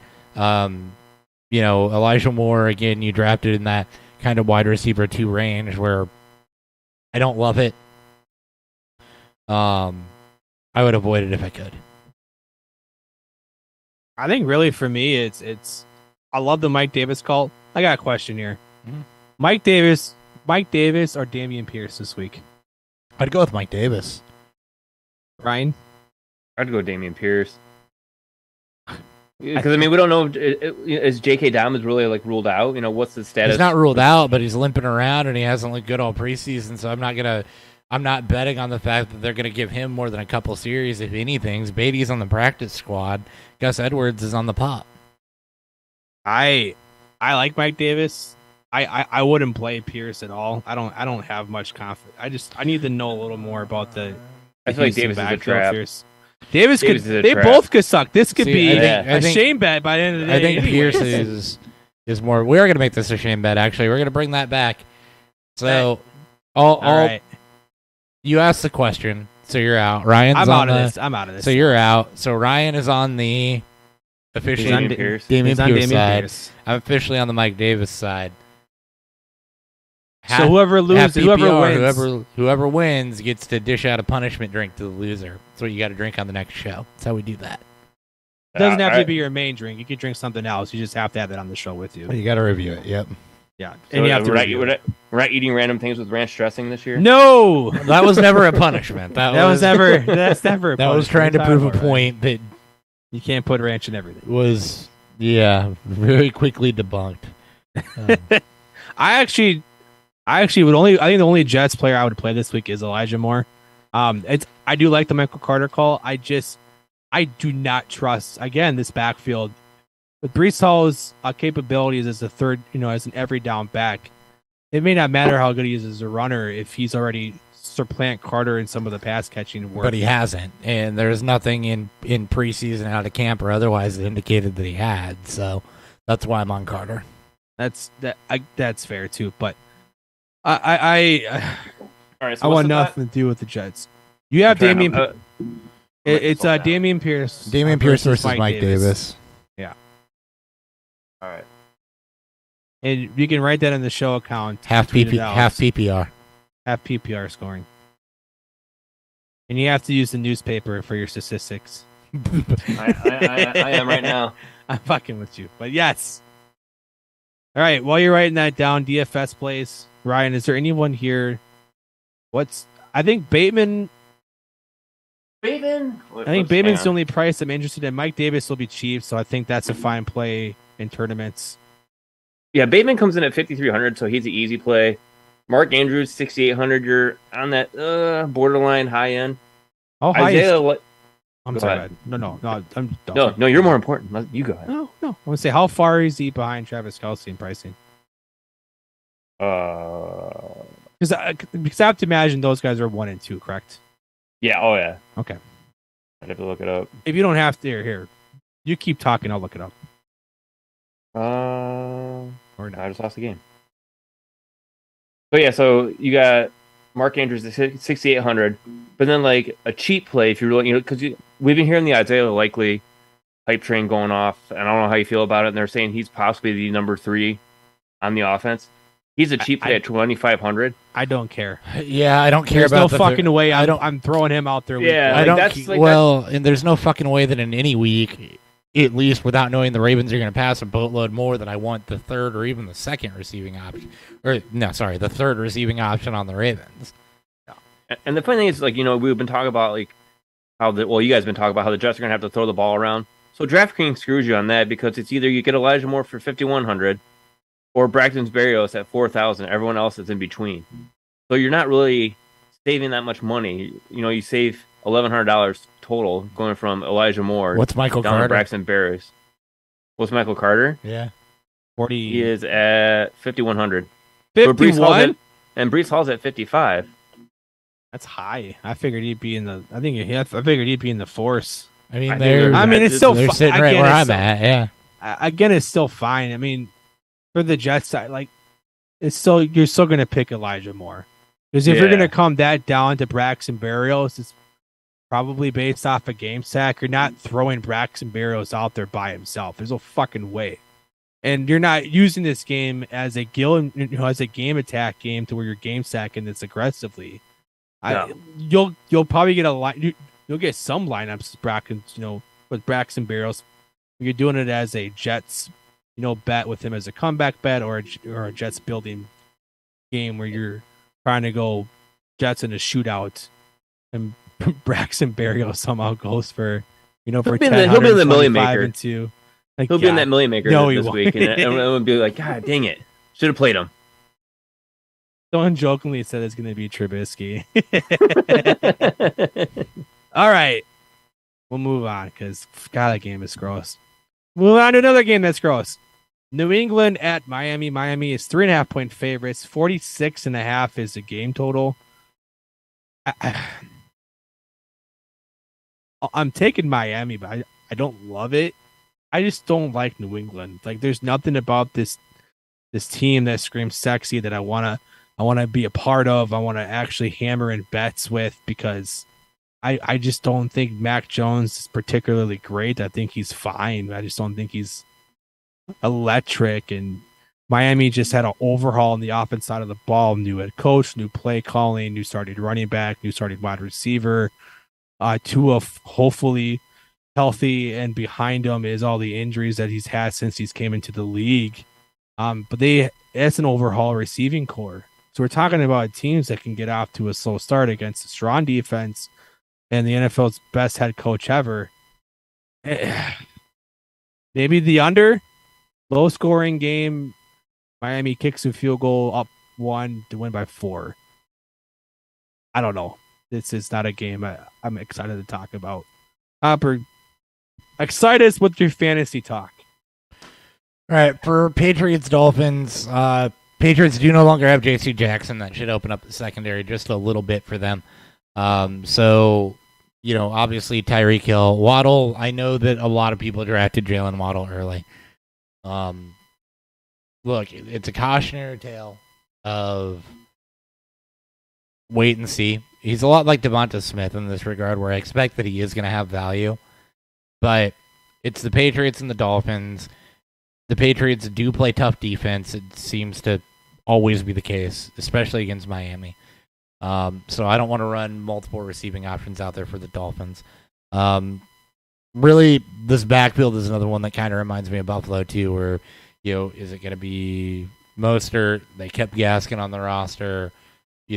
How's that gonna flesh out for the Dolphins in their backfield? I think that if you need to start, Mostert's fine, but I don't love that either. So for the Dolphins, I mean, I really am probably going to run out Hill and kind of let's see how that offense shoots out. New head coach, new everything. For the Patriots, well, look, Miami's defense isn't exactly what I would consider fearsome. You do have some questions in the right wide receiving core and around play callers, but the one consistent thing this offseason that you've heard week in, week out about the work that he's done and what he's put in is Ramondre Stevenson. Ramondre Stevenson is a guy that I want in my starting lineups this week in this matchup. We know that new offensive head coach, the Dolphins have added firepower, and it's going to be hard for Stevenson to get games scripted out. He had really good broken tackle numbers, and you've heard a lot about his route running and his receiving ability going up this offseason. So I think that he's going to be a hard guy to be game scripted out. I don't think he's going to be a bell cow, but you're going to add that receiving floor, and I do think he's going to absolutely finish as a flex value or higher this week. So I'm actually pretty high on Stevenson, but I don't want to do anything else with the Patriots receivers either. It's easy to say Myers for a floor play, but again, I want to kind of see how that settles out. I want to see with Tyreek Hill in the offense what type of volume is going to go to Jalen Waddle's way. I think that there's enough better matchups in this to where you can afford to see those types of things and see especially how this Miami offense is going to shake out. Other thing with Miami, by the way, is that you got a play caller that tends to favor the run, which also works against Waddle a little bit. All right, well, sorry, go ahead, Ryan. You're more important this time. I was like, and that's my favorite for DFS when it comes to running the ball in Miami. That's Chase Edmonds at 5,200 there. I mean, he's an easy play this week. Sure. I mean, you look at him, he was the sought-after running back right off the bat when free agency started. So McDaniels knows what he's looking for and what he wants in a running back, and I think Edmonds is the play this week for that. That's the name I couldn't think of, and that is that three-headed backfield. It's a little bit better of a three-headed attack than what Buffalo's is, but it's still, He also brought in Mostert, who's his guy, but I agree on Edmonds. It's a good cheap play where running back is a place where you can save some money this week. Well, if he goes off of what his mentor taught him in Kyle Shanahan, it's lean on their starter who's healthy. Yeah. So they're going to lean. So this may be a backfield you want to have a piece of because you can see a rotation of players that get banged up. But with Evans healthy, you may see. I mean, maybe we see a continuation from what he did in San Francisco. Just be talking about Michael Daniels and wanting to. We're gonna run our starter until he gets hurt effectively because they love small backs. They just love these slender frame backs. They for some reason don't want to draft any bruiser backs to do this. And Edmonds is the starter. Yeah, and right now Edmonds is the starter. I love that call. Yep. But what I was gonna say is I'm trying to figure out based off of ADP, just kind of give you guys a question between these running backs that Hopper, you mentioned Stevenson. We talked about Breece Hall and the Jets. They're going 3.5 rounds apart. Pretty good chance that there's a chance there's teams out there that have them both on their team, especially in Dynasty. Are you playing Stevenson or Breece Hall? I'd play Stevenson this week. Okay. Ryan, where do you stand? Yeah, I'm not going to get cute. I'd go Stevenson also. Okay. I'm there with you. I don't love either play. I don't love the Jets backfield. I need to see what these snaps are going to shake out, but there is still risk to Stevenson and Damien Harris taking on a little more of the work, or maybe it's a little more 50-50, and it's just praying who gets the touchdown. So figured I'd throw that out there. All right, we have 3 games left in the noon slate. Cleveland at Carolina, everyone's favorite revenge game of the week. Gross. On Sunday. Panthers are 1.5 favorites at home. 41.5 is the game total. Oh, 1.5. Baker gets 1.5 over Brissett in this. Oh, Baker's gonna Baker is plant walking the this flag. one Revenge game. home. Yeah. The fucking pants If there- are off because they can't hold his penis. It's too large right now. Ever was a chip on your shoulder Oh. revenge game. This is it.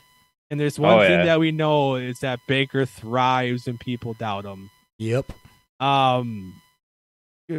This may be. I may. Baker's gonna be pissed off in this one. I'm gonna get cute with this and probably do an alt spread of like 10 plus. I don't think Cleveland wins this. I game. would Coming definitely in, alt spread it up to more than a field goal for sure. It's a point and a half. It's insane that it's a point and a half. Yeah. I get it that the Browns have a good roster up and down. They obviously have their holes. Except for that whole Especially at quarterback QB. thing. And yeah, except the whole most important position thing. Still, I like the Panthers roster. Obviously, Baker's not going to fully unlock this, but the best quarterback this offense has had since not off injured Cam Newton. So Jake love them Delhomme? at point and a half. What? Nothing. Oh, that's PJ Walker, obviously. But yeah, I don't care about the game total. It could get ugly, it could get cute. I might have fun and go over with this because this is a game I actually want to see have a lot of points to be scored. But definitely love Carolina at 1.5 and just alt spread that line up for fun. I'm getting goddamn cute with this. You are streaming Baker Mayfield as quarterback start. Like if you're Stream of streaming the week. quarterbacks, this Let's is go. Stream of the week right there. DJ Moore is going to absolutely eat in this scenario. Christian McCaffrey is going to be 20 plus points a game like he normally is. Like Clockwork. like absolute clockwork. Now, don't go anything else. It's all going to be funneled through those two. But that's how I see that one working out from a Panthers standpoint. On the Brown side, Nick Chubb. Yeah. I mean, Eh. Brissett. I know, Ryan. I know you love Njoku, but you don't have to play him this week. You can No, still it's like not, no, him. it's not him this week. I'm not thinking Njoku. I'm thinking Thinking Hunt. Kareem You know, Hunt. they're gonna be playing Yeah, catch up Hunt's- mode. Hunt hates this team right now. Yeah. Who doesn't hate this team? I know, but Hunt plays for this team, and he really hates this team. He wants off the team. They said no. He does. He wants off this team because fuck. No, this I don't- team. I don't And mind fuck Kareem. Hunt. But I don't mind still. Kareem Hunt either. I would take him as over any of the Dolphins backs, any of the Bills backs this week, any of the Eagles backs this week. As you wait for some of that stuff to shake out, I think you're perfectly fine doing that. Maybe not over like Chase Edmonds, but if you drafted Mostert, Brian Robinson while he was catching hype, being out for a bit. I can definitely see Kareem Hunt being a good pick as far as all these split backfields go. Hopefully, you don't have to play Kareem Hunt. Hopefully, you drafted him late enough, which I think he was the 9th round. Actually, per this, he was a late 6th round pick. But It's like a 0 RB start right there. I get, 6th round. yeah, but he's not a 0 RB target guy. I don't know because he's too rich. It's almost too early for 0 RB. All right, Ryan, give us some DFS plays. I'm gonna keep the Baker Mayfield season going, man. I'm Fucking stacking do it, them. baby. Oh yeah, Oh, yeah. $5,300. Game sack. Going- Here we go. Going with DJ Moore at $6,000. Come on, you gotta play him. You have to play that just because it's gonna happen. And I think so many people are gonna be playing Baker Mayfield this week. It's not even gonna be funny. I don't probably think gonna have, people like- will. I think they will. I think it's I gonna be don't think like people are 40% going to play ownership. him. Oh, I think it's gonna be high ownership. You think it's going to be Oh, that yeah. high? Yep. I can't. No, not this. Not in week one. Where Against Cleveland. no, not in week Yeah. one. It's Oh, there's you- going to be too many good quarterback pricings and better game. Guys, this is not the bias aside. This is not a good game to attack Oh, it's not a good game to attack. But because a the lot of people are Browns' gonna attack offense it. sucks right now. Okay, It's good- so no it will be offensive 40%, upside. but let's give you a higher percentage than you're gonna believe. Probably will be. All right, Yeah, fine. you'd be like, I'd be shocked if it's over. I'll be shocked if it's over 10%. If Baker's owner percentage is over 10%, I'd be shocked. I would be shocked. It's. I love the price, and I'm right there with you. And with Hopper here, let's have some fucking fun. Let's and ride have some this fun thing. with this one. But this is Yeah. not. This is more of my heart and everything else, this is not a game you want to attack, though. If you're going more of a logical, I'm standpoint. attacking the Panthers side hardcore. Yeah. Oh, yeah, for sure. Like, this is a little bit ownership. This is some of that fuck you money that you've won from last year. You're still rolling in. But I love it. All right. You got any more plays? You got anybody on Cleveland at all? Or is this a pure fuck Cleveland week? We're just I'd Nick go Chubb either and Kareem Kareem Hunt. Hunt. Well, I mean, I figured that was more so for fantasy than No, that was also DFS. for DFS. You said also, Hunt yeah. for DFS, yeah. okay. Because Chubb's at 6,500, and then Hunt goes down to 5,700. So that $800 savings is kind of huge right there. It depends how. Yeah, it depends on the price of the quarter or of the other running backs in that range. Like, Well, and DraftKings is spoke full about- PPR too. what was Edmonds at? Because there was some talk. Of, 5,200. okay, so I'd probably still go Edmonds over Hunt in that price. Mhm. Yeah. But it's all about where you're going to fit him in there. Based on just how you're kind of dabbling your roster construction. Hunt that cheap compared to Chubb is obviously great, but I just this game. All right. Anyways, 49ers. As usual. Yeah, I'm done with my Just draft. playing- My attention's back just in time for the Bears game. that was quick. Well, How many rounds was no it? bench spots, so 10? 10. Nice. Hold on, I gotta count. 1, 2, 3. 1, 2, 3, 4, 5, 6, 9. 9 rounds. 9. Okay. No bench. No bench. Uh, All right. Ended with Herbert, Jackson, Hill, Robinson, Eckler, Mitchell, Hawkinson, Jacobs, Gabe Davis. It's a very Hopper draft. Very me draft. Yeah, that's a very much. If I had to, predict, I get pretty close. All right. All right. Niners at the Bears. Niners are 6.5 point favorites. 41.5 is the game total. Shockingly honest here.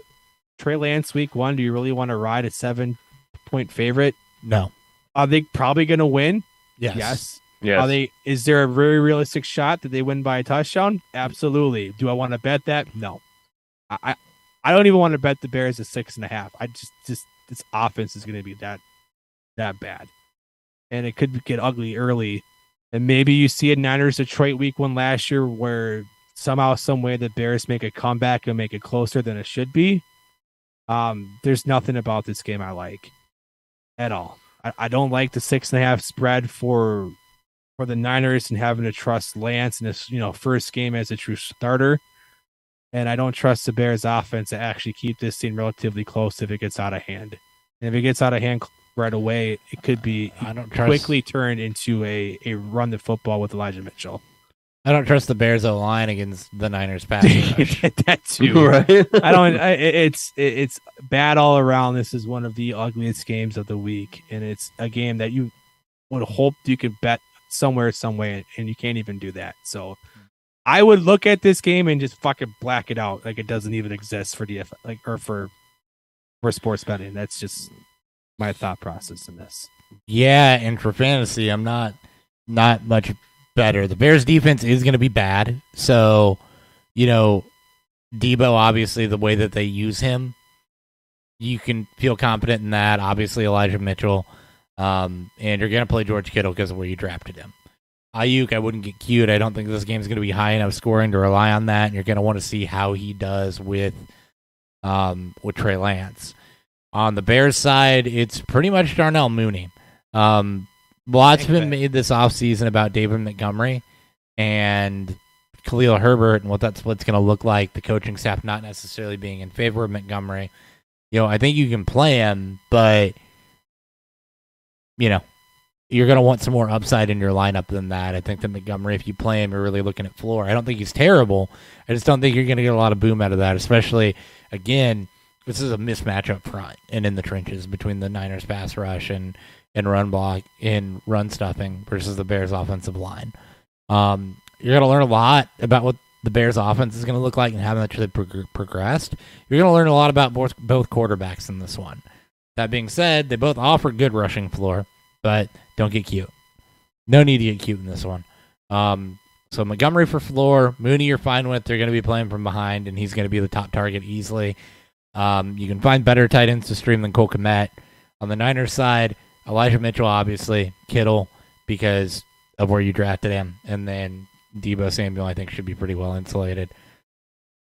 I actually like Cole Kmet, just given the absolute dark hole or black hole that is at targets besides Mooney. No, we don't know what the top of the pecking order is in the receiving corps, and we got this a little bit report being built with, second, I think. with him. It's one of those where you drafted him so late where you don't have to play him. You can. I think he's a fine streaming item. Yes, his floor is literally 2 or 3 points, but there's ceiling there in terms of his target. His red zone target share was insane last year, compared to the rest of the field. Not insane, but it's up there with the best in the league. And there's not another it's not going to be Mooney. Mooney's not a red zone threat. So if they get a chance, if they get down to the red zone for whatever reason, I like Cole Kmet. It is going to be Cole Kmet in the red zone. Yeah, you're absolutely and right that's about it. That. It's that or you're running it in. It's shitty offense, Yeah. Dawson Knox. That's who Cole Kmet is. It's that Kmet can actually command targets because there's literally no one else to take targets from him besides Mooney. And he's gonna have a touchdown progression. It's I gotta was be. gonna- He's yeah, I mean, got so positive unlucky last regression. year. Yeah, he had 1 touchdown last season, so that's So got to unlucky. change for sure. Yeah, and this game may be bad, but they'll have a red zone trip, Hopper, right? They'll have one. They'll have to. They'll have a They'll have couple. one or They're two. have to sling it. I think that they're going to have a couple. Yeah, they'll do something. Ryan, what are the DFS plays this week or for this game? Well, Trey Lance coming in at 6,000 would definitely be a good play, especially since he can run it against that. Not going to be Defense asked to that throw a isn't lot there. either. It's probably good No. for him. And then, if they and then like you guys already said earlier, if they go up big, they can just run it with Elijah Mitchell. Well, he also comes in super cheap too at 5,400. 54? So why not? Yeah, He's Give me less that all than day. Kareem Hunt. yeah. Give Okay, me that all now- day. Yeah. No. Right. Another But- reason why. Yeah. Nope. 54? 5,400 on Mitchell. God, he's going to be high owned in cash for sure. Huh. Absolutely. That's probably Chalk- on purpose. It is. Week 1 scoring. Week 1 pricing, definitely. And then if you go to the other side of the ball, you got Justin Fields at 5,600. That's not bad. If you don't want to pay up for the Trey Lance, because Fields is going to have to throw it. He's going to have to run it. He's got the arm. I mean, I don't know how you feel about Darnell Mooney at 5,700. That seems a little. A lot of targets, though. Man, Yeah. he could have 10 plus easily every game, just given. I don't A hate game that price script on and- Trey Lance if you're trying to save a little bit at quarterback, or not Trey Lance on Fields if you're trying to save a little bit at quarterback. I mean, if you believe in the progression you saw in the preseason and there is going to be rushing floor, if you believe the Bears are going to have a couple red zone trips, which they should, he's going to get some runs on the goal line. Yeah. Yep. He could easily be Jalen Hurts this year. Yeah. And then you got What's David Cole Montgomery at Kmet's- $6,000. No, I don't like that. Yeah, he's a little high. I Cole Kmet? actually like Kill Herbert if you're going to take a flyer back in Chicago. Take the backup and could The see more backup work. that's been productive. Yeah. He comes in at 5,200. Herbert? Khalil Herbert. Yeah. What's Kmet at? Ooh. Cole He's- Kmet comes in as a steal. What's his? What do you think it is? 40? No, 3,400. 4,900. Ooh, 3,700. 37? Yeah. Flash. Hey, You're- Price is you're Right gonna rules. I just won. You're gonna see some. You're gonna see some fun Niners Bears game stacks because of that price. They're gonna back it up with a naked McCaffrey or Oh, something absolutely. like that, or a naked a Cup or Jefferson. The true That- studs that's and so duds. cheap. That's so cheap. 6K Trey Lance. I'm sure Debo is probably priced pretty high, but you can get Ayuk for cheap. Yeah, you can get Catching Ayuk for bombs. 5,200 also. Yeah, I mean it's So he's also another cheap. There's a lot of good players in this that you could play thinking that. you're how gonna it's gonna fucking pan get out. me wanting to do a Niners Bears game stack. No, I'm not. I'm just kidding. I would Don't. never do that. Yeah. Never would. You might. All right. Last game of the new before we get to the beer reviews. That's good because I got to piss during I'm your sure you guys' do. beer This reviews. one will go quick. And get Jackson- more to drink. Jacksonville at Washington. Washington 2.5-point favorites. 43.5 is the game total. Give me the under. Give me Jacksonville. I've been hyping up this team all off season. This is a very winnable game for them. And if there's any sort of kind of statement to start the year that this is a new Jacksonville regime and new way of things.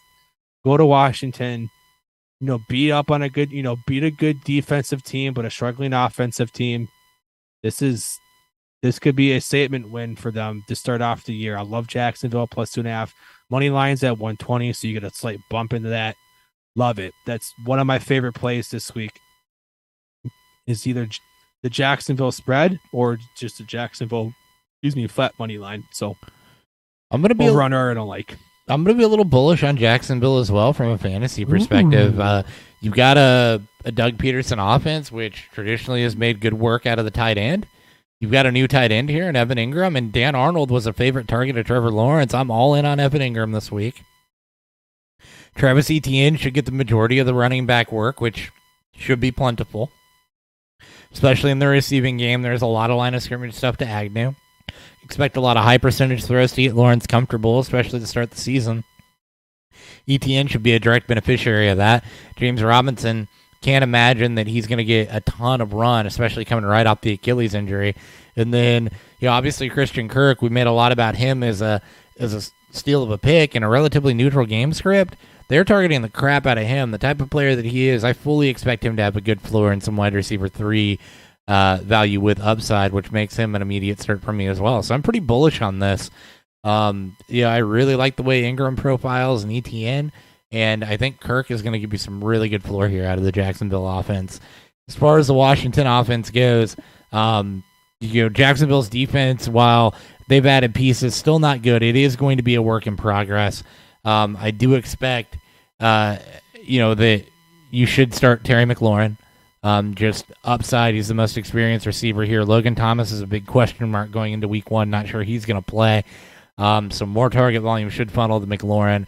J.D. McKissick is not a bad play. He should be the second target getter on this team, with Antonio Gibson getting most of the running downs in the absence of Brian Robinson. So, a little bullish on this game with pretty neutral game script. But I think there's a lot of good 4 players here. Gibson for Washington profiles that way. McKissick in PPR because he should be the second target getter with a question mark around Logan Thomas. We'll see how they use Jahan Dotson, but you don't want to bet on that to start the season. And then in Jacksonville, there's just reasons to like the pieces that they added and how they fit this offense. Kerr's going for 12+ targets. That's my prediction.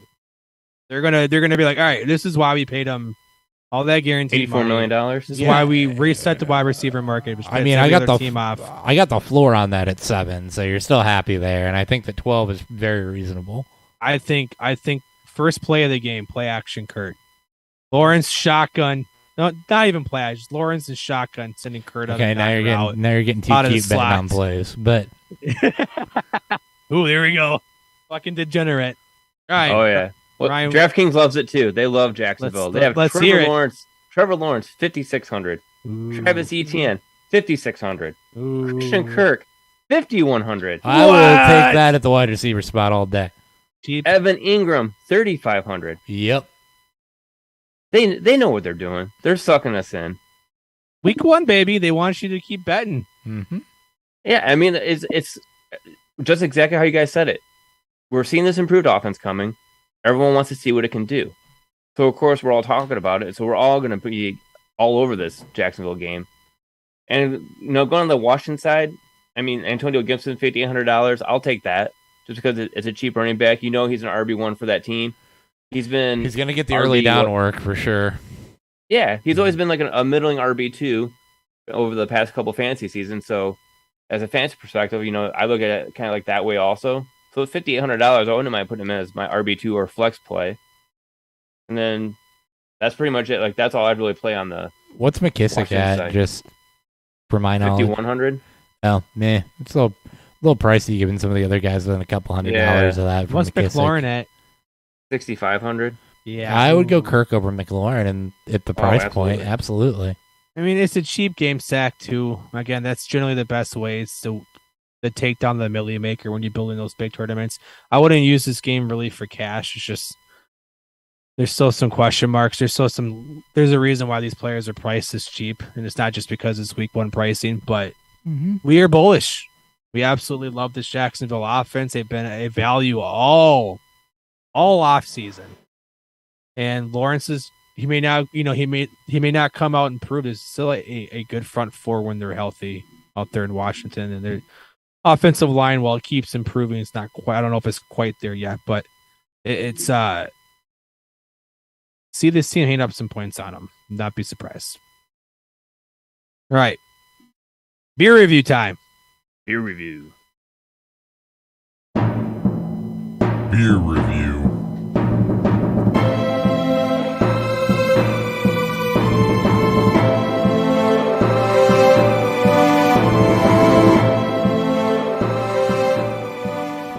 All right, Dan, go ahead. All right, I again am drinking Goose Island's Bourbon County. This is the 2021 edition. It's clocked in at 14%. For those of you who are not familiar with Bourbon County is a bourbon barrel aged imperial stout. No adjuncts added to the base here. Just whatever you can pull from the malt, whatever you can pull from the barrels that are being used. And it generally will always come in a little bit on the, in terms of a drinkability, comes in a little bit on the thinner side. I don't love this year's as much as last year's. This is still a very good beer, especially if you like this style of beer. Heavy on the milk chocolate, dark chocolate flavors to it. Not so much on the what they would call soy sauce when it gets super, super rich and a bit thin to drink. This one does pack a bit of a punch to it still. So if you love this style, it's been around, as we learned, since 1992. So this is the granddaddy when it comes to the barrel aged styles. The barrel aged releases. Bourbon County, from a national standpoint, is very sought after. And even though the availability of Bourbon County has increased generally from store to store, of which you see, it wasn't too long ago where bottles were just, even regulars were hard to find, and now at the Benny's I used to work at, the liquor store I used to work at before Distill, I would have 2 years worth of it on my shelf, 3 or 4, 6, 7, 10 cases left over just fine afterwards. So, if you can find this, or if you get a chance to pick up 2022 and enjoy. Ryan, what are your thoughts on the good old Bat Squatch from Rogue Brewing? It wasn't bad at all. It says it has tropical, malt, citrus, bitter, pine. I definitely get more of the pine when you first take the sip. The tropical when you kind of let it sit in your mouth a little bit. And then definitely, after you swallow it and that aftertaste, definitely very citrusy. So very good, very refreshing. The pine, a very good traditional West Coast brewery staple.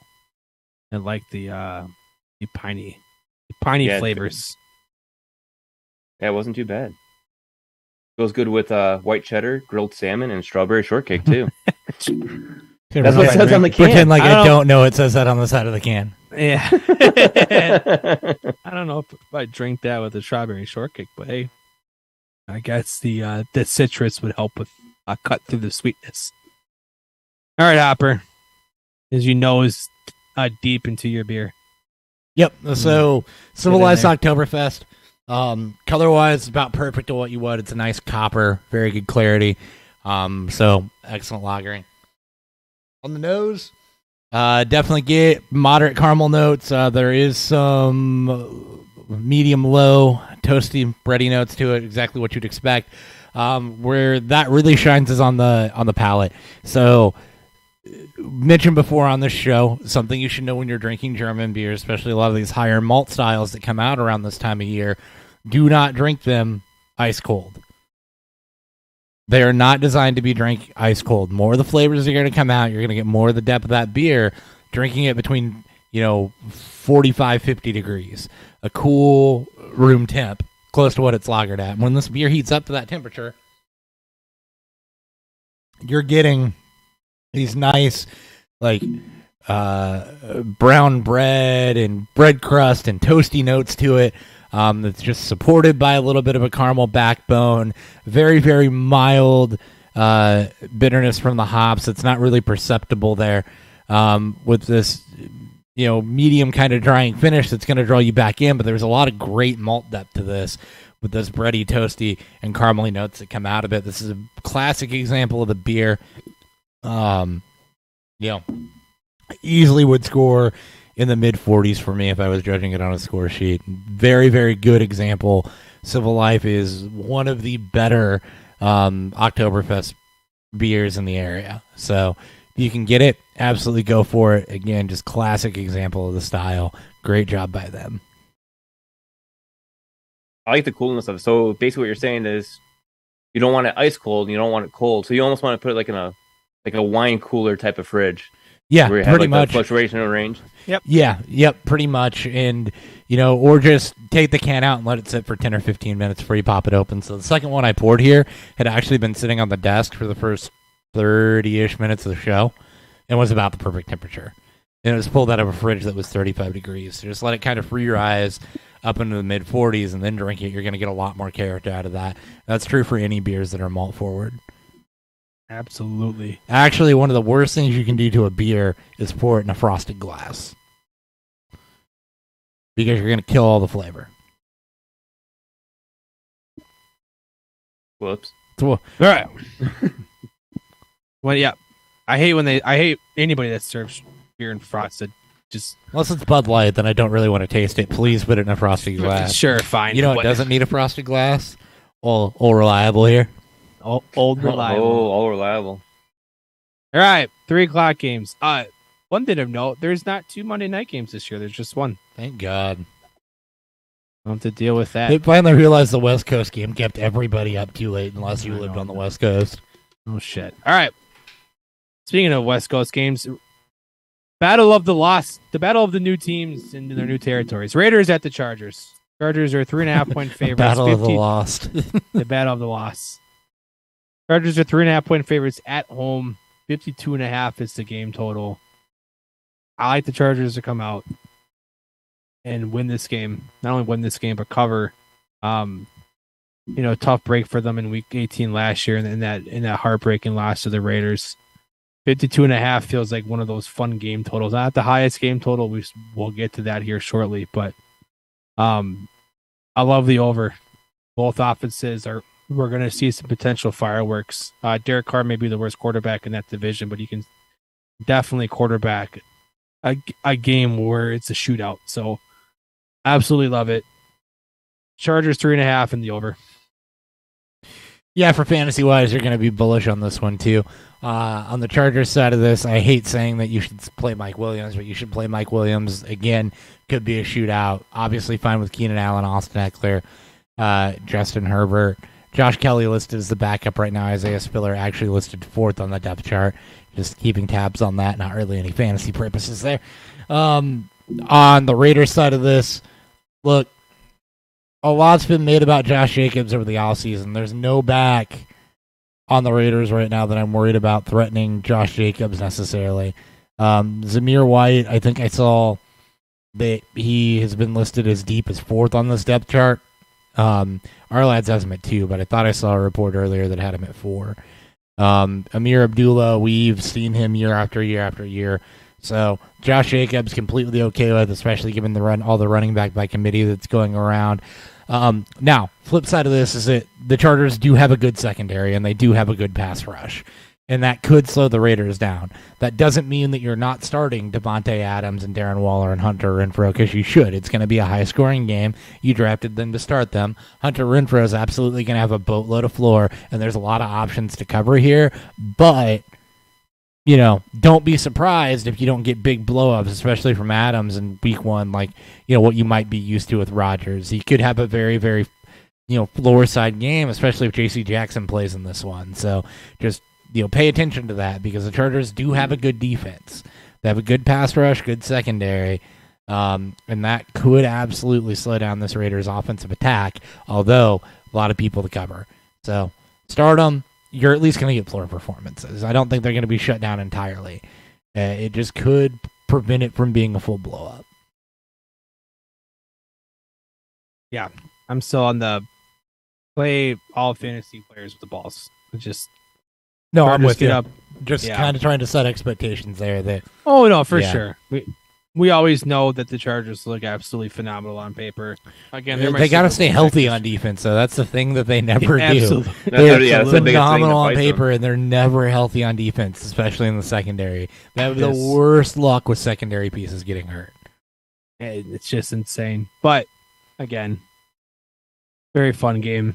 We'll one of my more favorite games to watch this week for sure. Oh yeah, absolutely. And I hate saying that I like watching the Raiders because I know it feels gross, but it does. this game should be fun. It's Ryan- a great fun game to watch. Ryan, let's hear some of these. Let's hear some of these DFS plays. I'm not gonna get cute with the DFS. You're gonna play your stud. You're gonna play your Herbert, your Ecklers. You know, you're gonna build your lineup around those guys. But if you want to, I wouldn't mind throwing a dart throw on Josh Palmer at 3,800, just because Justin Herbert's gonna go deep. He's gonna go deep one of these times. He's the other He's outside. gonna go He's deep. the other outside guy. Yes. So I mean, 3,800. If you get 3 to 4 times that, I mean, that's a hell of a return of value on that one. And then also, if you go, I'm gonna go the other side of the ball on the Raiders side and go with Hunter Renfrow at 5,800. Yeah, I don't hate that either. And really, I think that with Derwin James healthy, J.C. Jackson, Asante Samuel Jr., look, Hunter Renfrow is the guy that could actually see open targets given where you project those other guys are going to cover. I don't see them sliding either of Asante Samuel, or they do have a good nickelback in Bryce Callahan, but not former Bear Bryce Callahan, but he's not exceptional. He's not the level of the other two cornerbacks. So, Hunter Renfrow, I agree. He's the one that could feast out of this. He's the one that could have the boom game. Mm-hmm. They're all going to be good. I'm just saying because it's going to be concentrated target volume. Like I don't even know who the fuck's behind them. All I know is it's going to be Adams, Waller, and Renfrow. Adams is going to see Asante Samuel, J.C. Jacks. Like he's going to get one of their top outside guys, regardless of what side he's on. Mm-hmm.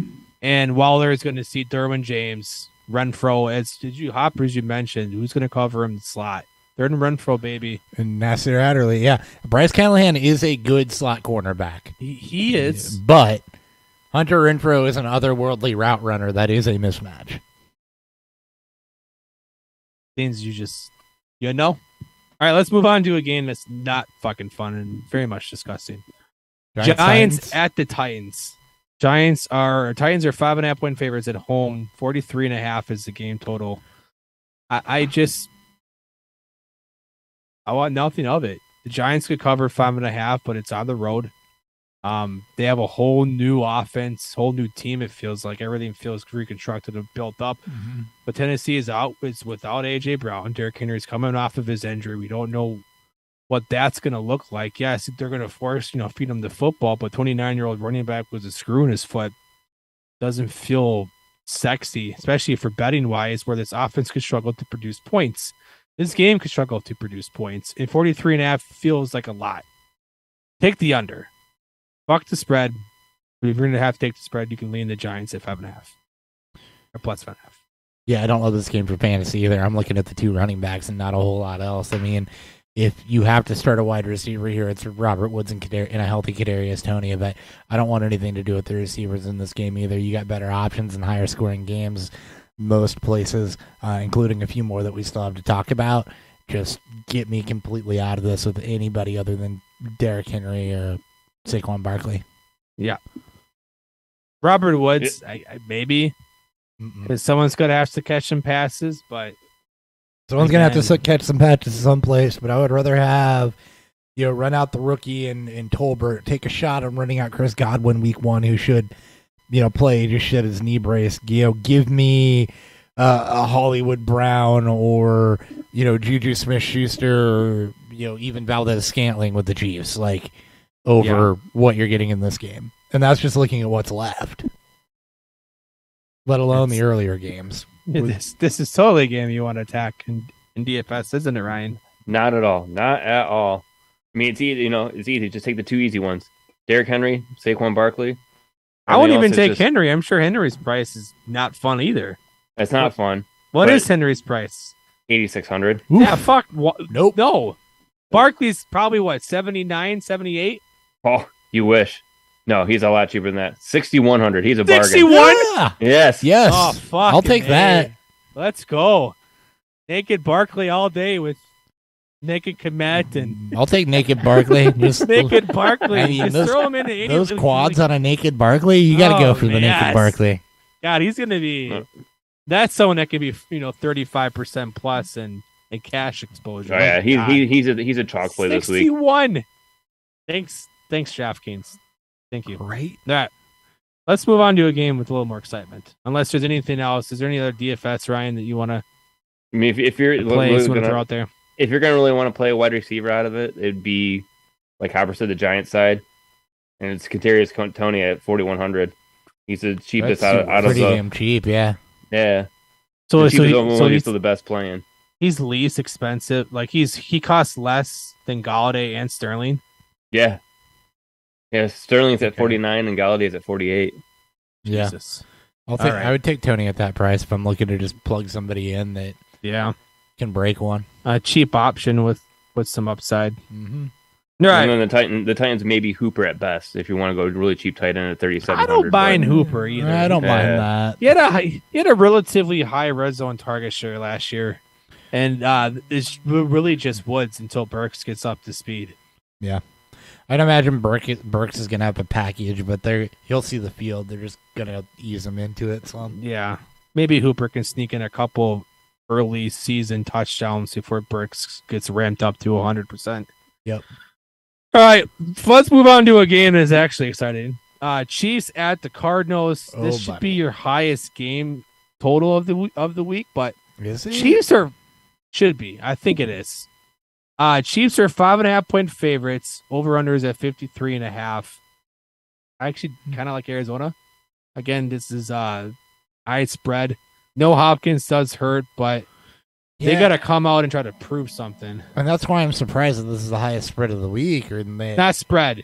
Game total. or that this is the highest. Sorry, this is the highest game total of the week is because you have no Hopkins on the Arizona side. I mean, they're trusting Marquise Brown Or no to- Tyreek Hill on the Chiefs side. yeah, well, but they, I think, did a better job of replacing that on the Cardinals side. You're trusting Marquise Brown to hold that up, and Zach Ertz is day to day with a calf injury and might not even play. So you're really trusting Marquise Brown to hold up their end of this. Well, that, and I think more so it's them expecting a back and forth. Both teams move at a very quick pace. The Cardinals love the run from Shotgun. a no huddle, which is really Mhm. fucking annoying. I still will lean the 5.5 the Cardinals because it's week 1. I don't love either play. The game total, as Hopper mentioned, you're missing some key pieces from these teams last year. And Hopkins with the Cardinals, Hill for the Chiefs. And while we can say on paper they replaced Tyreek Hill, a lot of new faces here. I think this is Um, going to go under. There's a very realistic chance this goes under. I would not be surprised if this is actually under 50. Yeah, I wouldn't. But I wouldn't be either. it's in favorable playing conditions. You're in a Obviously, dome. weather. Shouldn't have guess too many issues. I the see why. A defense- lot of speed on both sides The here. defenses aren't great either. So There's a lot of No. narratives that you can really make to get to there.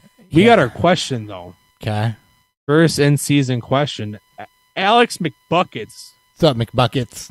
What up? Hello. Should I trade DJ Moore, Cordero Patterson, and DJ Chark for Joe Mixon and Rashad Bateman? 12-man full PPR. I'm gonna assume this is redraft because we're in the beginning parts of the season. I don't know if this changes between redraft and dynasty, but I think I would. I think I would I- too. I would The too. only piece in that I think I would. You The only piece in that I feel bad about giving up is DJ Moore. I don't trust Patterson to repeat with, they brought in the rookie in Algier.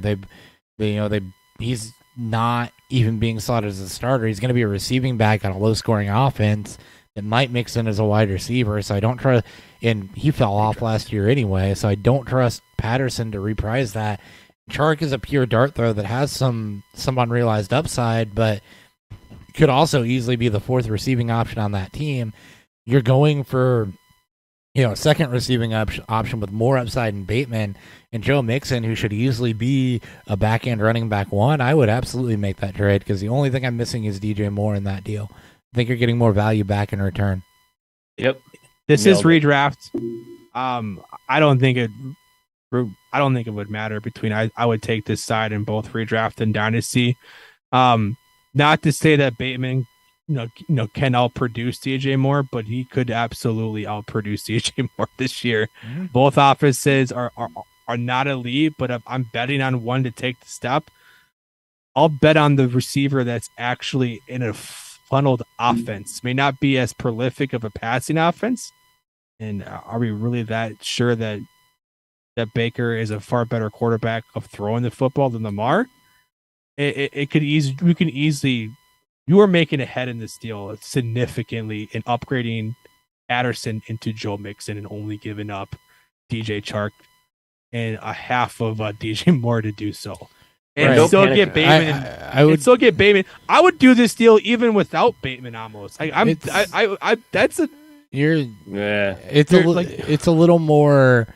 I mean, for me, Bateman and Moore, I think I do give the edge to DJ Moore this season. I get the narrative that I you're know. painting, but that upgrade from Patterson to Mixon, because Chark is kind of an upside throwaway. That, I mean, you're going to find replacement level to DJ Chark on the waiver wire at some point this season. So that upgrade from Patterson to Mixon is big enough to where even if there is a slight downgrade at the wide receiver position, your team is overall going to be better because of it. Right. And don't freak out either if Joe Mixon starts out slow, because he's going to take off. He's got a couple hard games here off the bat. So if he starts off a little slow, more of like an RB2, it's going to come back. So Wasn't I would. Pittsburgh weren't they one of the worst defenses against the run last year? I've got to There pull we it go. up. Good. Hold on, I'll let you know. I thought they were one of the worst against running backs last year. Either way. I could have swear I was looking at it and I was like, oh, that's a tough schedule to start off with. Like, It may like the look first 2 or tough. 3 games. The Steelers were the worst against the running back last season. Prolific offense and a very favorable game spread for week 1. Well, what do I Mixon know? could smash. You know more.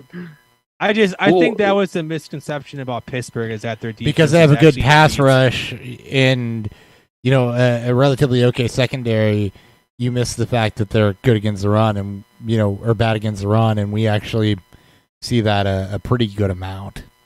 That and they could struggle to maintain in games where the teams that they're playing against just ends up running the football on them anyways because they're up double-digit points. Anyways, thank you for the question, Alex. Tune in to Sunday too for more questions if you have any. His team is Hurts at quarterback, Kamara, Mitchell at running back, Adams, Moore, Schultz, and then flex is A-Rob. So that's the starting lineup would be. So you can. I'm just gonna trust you on that because it's not in front of me. I'm not gonna remember a damn thing you just said. I'm That's fine. 3 beers in at this point. All right. Anyways, anything more to add to the Chiefs Cardinals? Sorry, I didn't mean to break up that, but No, you're good. We you haven't talked answering about anything questions. else, Chiefs Cardinals. So Marquise Brown is going to have to be the workhorse for the Cardinals if they're going to keep pace. So you're going to do that. Kyler should be fine on the ground, and then I think that Benjamin is a fine flex play. He got a lot of hype in training camp. Was listed as a starter there for a bit. James Conner will get groundwork, but we know James Conner isn't prolific in the passing game, and that's where Benjamin's going to feast, and he's probably going to have to in this one, given the fact that they don't have a lot else there with Hopkins on a 6-game suspension and with Ertz potentially missing this one with a calf injury. So you got to pay attention to that with Arizona. They're pretty much looking at the corpse of AJ Green and Rondale Moore being the other 2 receivers there. So that's not a great thing for them. So be wary of that. As far as the Chiefs go, look, they're going to be expected to keep up. If you need a flyer, you shouldn't at this point in the season, but maybe in DFS, Ryan.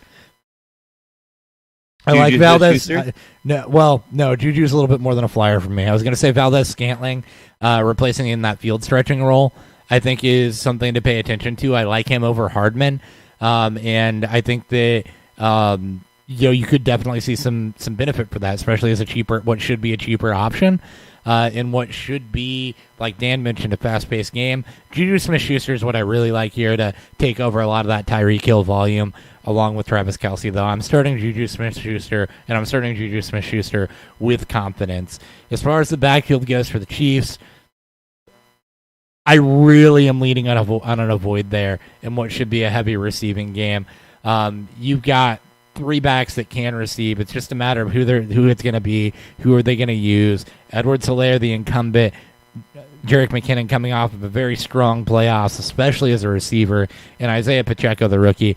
You're going to want to see how that shakes out. I would steer clear of that Chiefs backfield if you can, and you should be able to.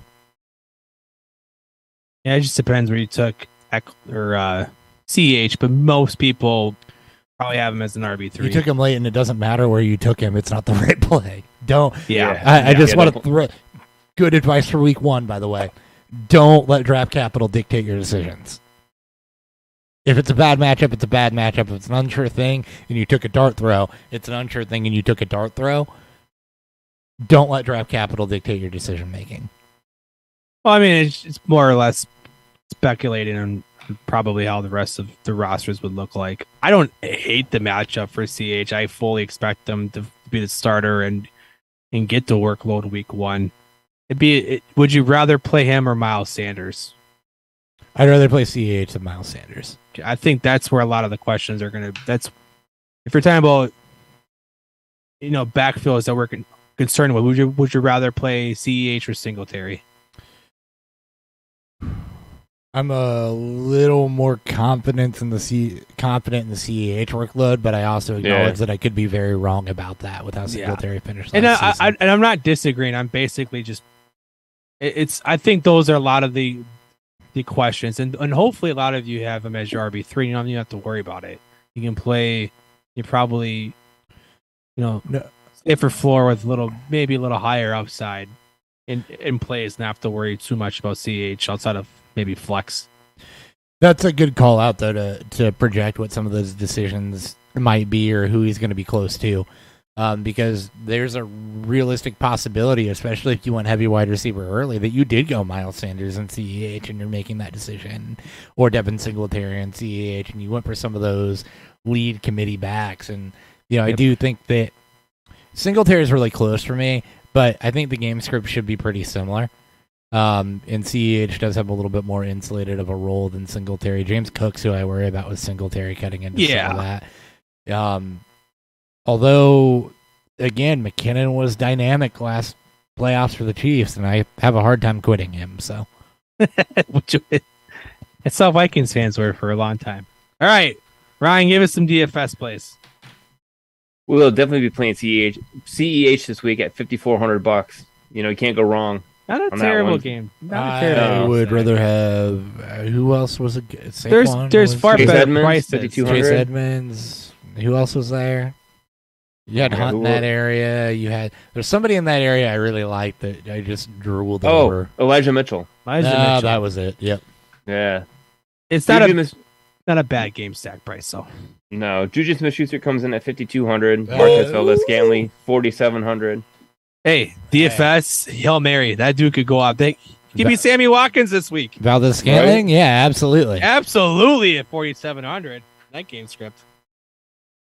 And maybe AJ Green, 4,600. Hey, he's because you don't number one outside receiver. Yeah, or no, I guess number two is Brown would be. He is the Hopkins. If they play Brown outside. Well, I mean, that's one of more. I Brown meant to change it. It would be one of Brown or Moore's. One of Brown or Moore is going to have to play outside. And oddly enough, he's probably their primary red zone threat if Hurts is hurt. If Hurts is Hurts. Now Green, yes, I agree on that. He should be. Actually, James Conner is going to be their primary red zone threat. It's going to be Kyler Murray from the goal line, like we all predict. All right, Green Bay at Minnesota. Green Bay 1.5 favorites on the road. Yeah, I know. 47.5 is the game total. I've been on Minnesota. I'll take the Vikings. Money line, it's plus 102. You get a very slight return on your investment. I blew smoke up. By the way, Lions fan, Vikings fan, Bears fan. I am not just blowing smoke up my co-host's ass when I say I don't like them enough to do that or hype them up or give them hope. Honestly do think it's the Lions over the Eagles, and I do think that the Vikings have the edge on the Packers in this one. I've been calling Green Bay from a really Odds. betting standpoint. They've been very, very much just kind of hanging on Rodgers and Green Bay deciding not to go more of an investment into the passing game is a very telling sign of what direction they want to take this team. This is already the slowest paced team in football, which makes betting on them to do more than just cover a spread makes it tough, especially the game totals because they don't move the football enough downfield. And now you don't have a primary receiver to do that with. It makes betting on Green Bay far more difficult in these kind of equal to better matchups. I'm actually surprised that Green Bay isn't favored by more, just given how much the betting public loves this team. But Minnesota is going to take this division. They're going to come out week 1 at home and beat Green Bay. Again, it's going to always come off as a homer take for me when I talk, plus about Minnesota. But this team is quietly putting together, especially offensively, one of the better teams in football. And I just don't think Green Bay can hang with that. I like their defense, I do, but if Minnesota gets up big, I don't think Green Bay has the firepower to keep up. Give me Minnesota the points, and I'd actually take the under. For fantasy, it's everything Minnesota, including Irv Smith is a tight end start. When I say everything Minnesota, Thielen, Jefferson, Cousins is fine, perfectly fine this week. Spring a little KJ Osborne in there. Or Smith, KJ Osborne. If you're feeling really froggy, you probably shouldn't be at this point in time, but I wouldn't be surprised. On the Packers side, it's a little different. You drafted Jones and Dillon high enough to where I think you do play them because I think they are going to try to lean on the running game here. Robert Tonyan could be a sneaky tight end play, especially in DFS. He's healthy. He's expected to play. 2 years ago, he was an absolute monster, and Alan Lazard is missing time right now for undisclosed reasons. So that's right. He is hurt. He might not be there week 1. He might not. Sammy be there. Watkins, week 1 blow ups coming. Like it's all coming together. Well, there is that too, but I'm not going to bet on that. And I'm not betting on one of the rookies really jumping in there if Alan Lazard can't go. So tune in Sunday morning. That may change this, but right now I'm probably heavy on Tonyan and both running backs for the Packers. And really, is it bad to say you might be able to stream better than Aaron Rodgers this week? Yes. Oh, absolutely. They don't throw the football enough, and they're slow. Like there's better options. You can take Kirk Cousins. Took the words Better right out of my mouth option. on that Same one. fucking game. Fucking go Derek Carr. That's true. There's Derek Carr is better. Trey Lance. Matt Ryan. Well, Trey Lance been drafted, but Yep. Justin Fields. Jameis Ryan, Winston. Derek Carr, Justin Fields, Wow. Jameis Winston. That might be the line. That might be the line. That is not the Winston. line for me. Jameis Winston is not the Yeah, line for me. thank you. You Jameis- can go Baker. There, we all can agree on that. Jameis Go Winston Baker. is going to week 1. Jameis Winston is going to throw for 275, 3 and 2. Last year he threw for I don't 5. think he's throwing picks. I think he's going to go for like 225 and 2. Just good enough to be like the QB 13 of the week. Nah, he's going over 250. Oh, Baker. Yeah, Baker. Definitely Baker. Yeah. No, we're going Baker. We said we're getting cute with that game. We're going Baker. We're going back to Baker. And Trevor Lawrence. Hell, you might get saucy with Daniel Jones. He runs the football. I mean, Jesus, what's Blake Bortles doing? Being Jesus somewhere. All right, DFS plays, Ryan. Horse you got cock in this lock. game? Just go ahead and bet on that Geno Smith injury. Cock lock. Right. It's a revenge game. Cock lock. It's a revenge game. Yeah. Gino's going to be benched because they're down 28-3 at halftime. Monday Night Football. Here You comes might- Drew Lock. You might not be wrong. I know. That's about the part. I'm surprised that spread isn't higher. All right. DFS plays, Ryan. It's an easy play to run with Aaron Jones because we know how Green Bay's going to run the ball more. He's at 6,700. But A.J. Dillon, if they're going to go 50-50, I'll take A.J. Dillon all day long at 5,300. Probably goal line. I wonder. I honestly wonder who the goal line back is. Jones is fantastic around the goal line, but Dylan's got 30 pounds on him. And then after that, there's no one else. They have no other running backs. So They probably don't. Kylan No, Hill? no. I don't even Kylan think. Hill's out. Kylan Hill's yeah, there. he's out. Yeah. He's out. That's right. Fucking Christ. They do have another running back. Hold on. I mean, So this- I don't care the other running back. I don't. So the Sammy Watkins Hail Mary is 4,700. You know, when he goes off this week for I mean, if there's no Lazard, eight 175 and 2, you know. Sorry, You they can see still do not have a third running back on this roster. this will be a popular game stack because of the Vikings. So Lazard, Watkins might be a popular comeback play in game stack games if you're game stacking this game, which I can definitely see being a popular play. Or even Randall Cobb. Like if Lazard's out, because you know he has that chemistry, but Randall Yeah. Cobb, he's always been old reliable for him, and everyone seems to forget about him. He What's comes his in at price? 3,400. Well, there's a Ooh. reason people are forgetting about Randall Cobb. Yeah, he hasn't been good in 4 years, but hey, no one else there is catching footballs. And as Hopper said, do we really want to bet on the rookie receivers? Old If Reli- anything, I'd bet No. on Dobbs over Watson. at this Old point. Reliable played in 12 games last season and had 370 yards. He outperformed Amari Rodgers. God damn it! Yeah. All right, And Two then on the games other left. side of the ball, Nope. I'd go Adam Thielen at 5,400 and KJ Osborne at 4,900. yeah, you're very popular game stacks. Cousins, Mr. Jefferson himself, and one of Thielen or Osborne. I absolutely love that call. Oh yeah. Absolutely. Should be hopefully this offense being more of a modern play calling and scheming should produce a lot more explosive plays, which is very good for your boy Osborne, who's going to see a lot more of the vertical routes. So, all right, 2 games left. Sunday Night Football for the second time. Right? No, they were the first 39. Anyways, Bucks versus the Cowboys. Bucks are 2.5-point favorites on the road. 51 even is the game total. Dallas, I believe, kept this game close last year when they opened up the season Thursday They night. did. Dallas isn't healthy though. Receiving core it's pretty banged up outside of CD Lamb and Dalton Schultz. Is Tolbert hurt and I just missed it? No, but again, rookie.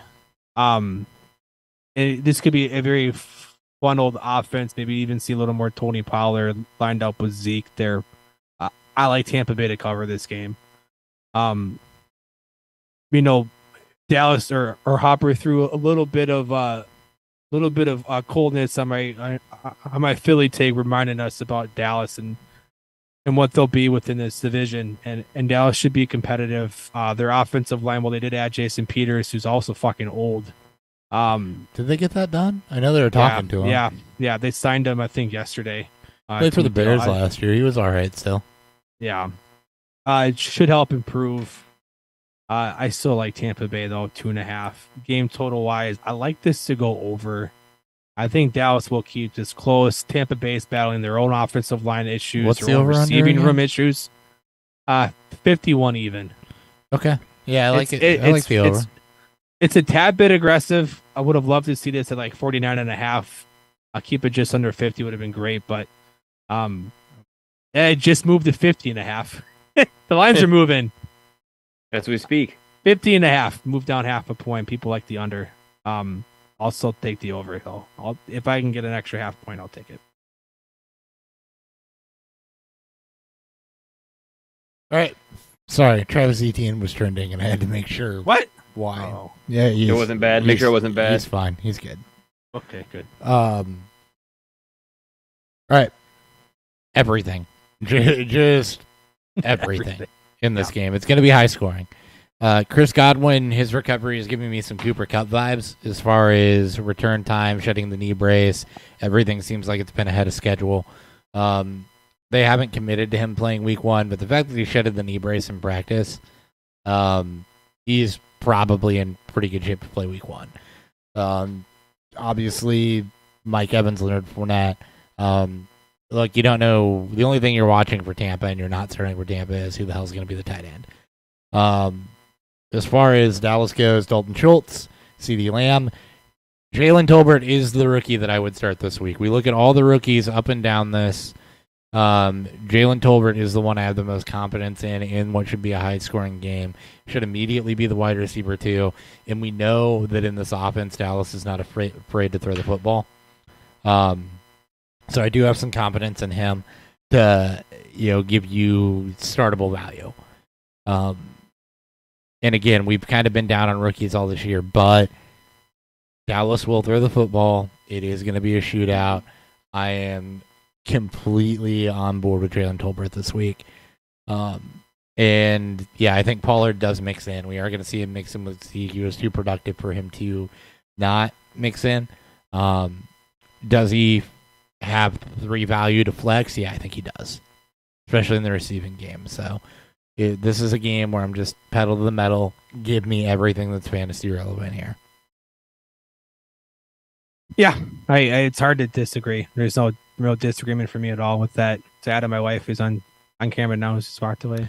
She did say she did say she was going to start waving, didn't she? She is very tired. 10:30. Yeah. Anyways, yeah, it's anyone with a pulse, right? I know it's week 1. We're not quite there yet, but does Tom Brady still have a pulse? Anyone with a pulse? Oh yeah. Fuck, maybe with a brain the same exact way. contract. Oh my god. It's super heavy. Oh, dude, it is Julio.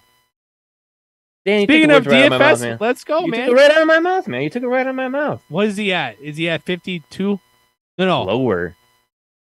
46? Nailed it. Yeah. I knew 4,600. Who plays the slot in that scenario? Godwin? If not would be Godwin, then Gage. If not Gage, then well, if you got Rachaad a White. so no, that's what I'm saying, right? If you have a Julio, Godwin, Mike Evans trio, who's inside? It'd be Godwin. He plays the slot. He played the slot last year when it was Brown Evans. Brown and was Godwin. there. Yeah. Yeah. Yep. I mean, Todd Bowles thinks he looks like his old self again, so get that hype train going. Let's do it. What's for net price in that, Ryan? It's got to be favorable. Yeah, and it's it's 6,600. I mean, so these games are out of the main slate, so now you're looking at primarily single game. They do like showdown slates. Showdown slates again on DraftKings. The captain, he gets 1.5 multiplier, but he costs 1.5 more. So a little more strategic. See when you're building your DraftKings lineup. Godwin though, if he did play, I'm sure. What's Godwin's price? Uh-oh. Ryan. Yeah, the app just closed on me. I know. It's me being an asshole over here. So So it's just like Julio 46 in a showdown slate. That's fucking juicy. There's any game where he could come on because Brown did the same thing. Brown had 2 touchdowns, I think, opening game last year for them against Dallas. yeah, Godwin's at 6,500. Yeah, that's cheap. I know he's hurt. Julio might be the Millie Maker showdown captain. You got Russell Gage at 5,300 too. Got a lot of Millie Maker showdown captains here. Yeah. Julio being that cheap though. Man, you do a lot of work with that. Right? Freaking nuts. I know. What's Zeke at? How bad is him? 6,100. 61? Yeah. And Pollard's at 56. Fuck, where's all the money coming from? Like that feels really low for showdown. Dak Prescott's at 67. Wow. And Brady's at 65. That feels whatever reason. That just feels cheap. Anyways, you guys ready for the last game? Let's do it. You guys ready for the other? Yeah, we got to find a way to make these shorter, especially if we're doing reviews. Yeah. All right. We'll get Let's better. We'll week get one. there. We'll get It's better. week 1. That's exciting. There's We'll no get better. reviews. Denver at Seattle. Starting Denver 6.5 point favorites. 44.5 is the game total. Denver in the under. If I won't really bet the game total, but I'm taking Denver in the points. Wilson's gonna beat the shit out of this team. starting to get comfortable. If you can't tell from just seeing my eyes. Look like the neighbor on Home Improvement. Wilson, yeah. How fitting. Play everything from Denver. And, for the Seahawks, I'm okay with Penny. They're going to try to run the football. I think as long as he's healthy, Walker's still coming back from the hernia injury. Only time you'll hear me say it this season probably is start Rashad Penny this week. I think he does have RB2 floor. But yeah, it's Gordon, I think, has RB3 floor. You're fine with that. Javonte Williams, a little higher upside. You drafted Judy and Sutton higher for matchups like this where they should feast on a poor Seahawks defense. Is a revenge game for Russell Wilson. Also a revenge game for Drew Lock, who I firmly believe could come in the second quarter. Seattle pass catchers, I am firmly staying away from all of them until we know who it's going to be. Even DK Metcalf, you did not draft high enough to have to start him. 11th round. Some of those final ADPs on him was just fucking it's just nuts. freaking crazy. It's like, God, come on. So it is only Rashad Penny that I'm interested in here this week. I guess you could make the argument for DK Metcalf based on his productivity with Geno Smith down the stretch last year. Yeah, Wilson I was mean, hurt, the but best part is you don't have to, I guess. not a if you good don't want argument. to. You don't have to make it, and I wouldn't do it. All right, DFS plays. Ryan, Monday Tyler Night Lockett. Slowdown. DK Metcalf. Tyler. I really have Tyler Lockett at 5,600. Metcalf comes in at 62. Jesus. But this game definitely tells you it wants you to play the Broncos wide receivers because it has Cortland Sutton at 5,900, Jerry Jeudy at 53, and KJ Hamler at 3,000. Yeah, they really want you to lean into the Broncos, the Broncos stack, which means contrarian plays to go. Yeah, so I mean, if you're gonna do that, you're gonna go with Metcalf. Russell Wilson at 6,900 too. Yeah, I mean, I think in those you have to play at least one or two people from the other team. Yeah, one from each team. Yeah. And like Hopper said, Rashad Penny, he'd be worth playing. He's at 5,700, and then the Broncos running back, it's Jamal Williams at 6,300 and Melvin Gordon at 6,000. So you're not really getting much of a discount if you do one or the other. Yeah. Javonte Which makes Williams. sense. You still play Javonte. I think they'll lean. That could be a game where they easily lean into Javonte because they're up by 3 touchdowns at halftime. Yeah, or just keep giving it to Gordon, try to run him into the ground, just get him, worn out. And it could. That whole offense just scares me when it comes to running the ball. I've already said multiple times, I'm not a Williams fan. They're both big between the tackles type backs, so Gordon's going to get more receiving work, but I don't think the game script tilts that way in this one. I think when push comes to shove, they'll lean on Javonte. I think Gordon's so one of too. those we want to have in the later parts of the season where we have the ability to play 2 startable running backs and keep them fresh. That whole I think mentality. Gordon's one of those you want to have when, they get into some of these other divisional matchups. Yeah. Javonte may go Against, for like, 25 plus. The He might be. Chiefs and the Raiders and stuff. I think that's what you want, where you want Gordon is in the receiving work. Javonte might get 20 plus touches this game, to Yeah, be he honest. very well could. Easily. That's it, That's it. guys. We That's made the it show. through. We promised this will go quicker. Yeah. Kind of figure out our 3-man team instead of the 2-man we've done the last few years. And as we learn things, there will be less to talk about. But we will do our best to make it a little bit more efficient as we get through the season. And less games. Try to cover more Bye week ground. start. We get less games as bye week start, I think, in week 4. So, Yeah. 4 or 5. first couple weeks, just bear with us as we figure that out. Next week will probably be especially painful since we'll have to go through reviews too. But promise we'll get it figured out and keep these below 2 hours. Maybe less Disc Golf Pro Tour talk at the beginning as well. There you go. There won't be any world to talk about. Won't be any worlds to talk about. We will have playoffs to talk about, though. Yes. All right, that's our show. Some combination of this group will be here Sunday to answer your questions on YouTube, so make sure you subscribe. Beerfield Podcast. I am at Beerfield Hop, who's I just realized I was still kicked back and you couldn't see my face on camera. Too comfortable. I am Beerfield Hop. He is Beerfield 30. The other he is at Ryan Miner _ FFB. We will catch you guys next time.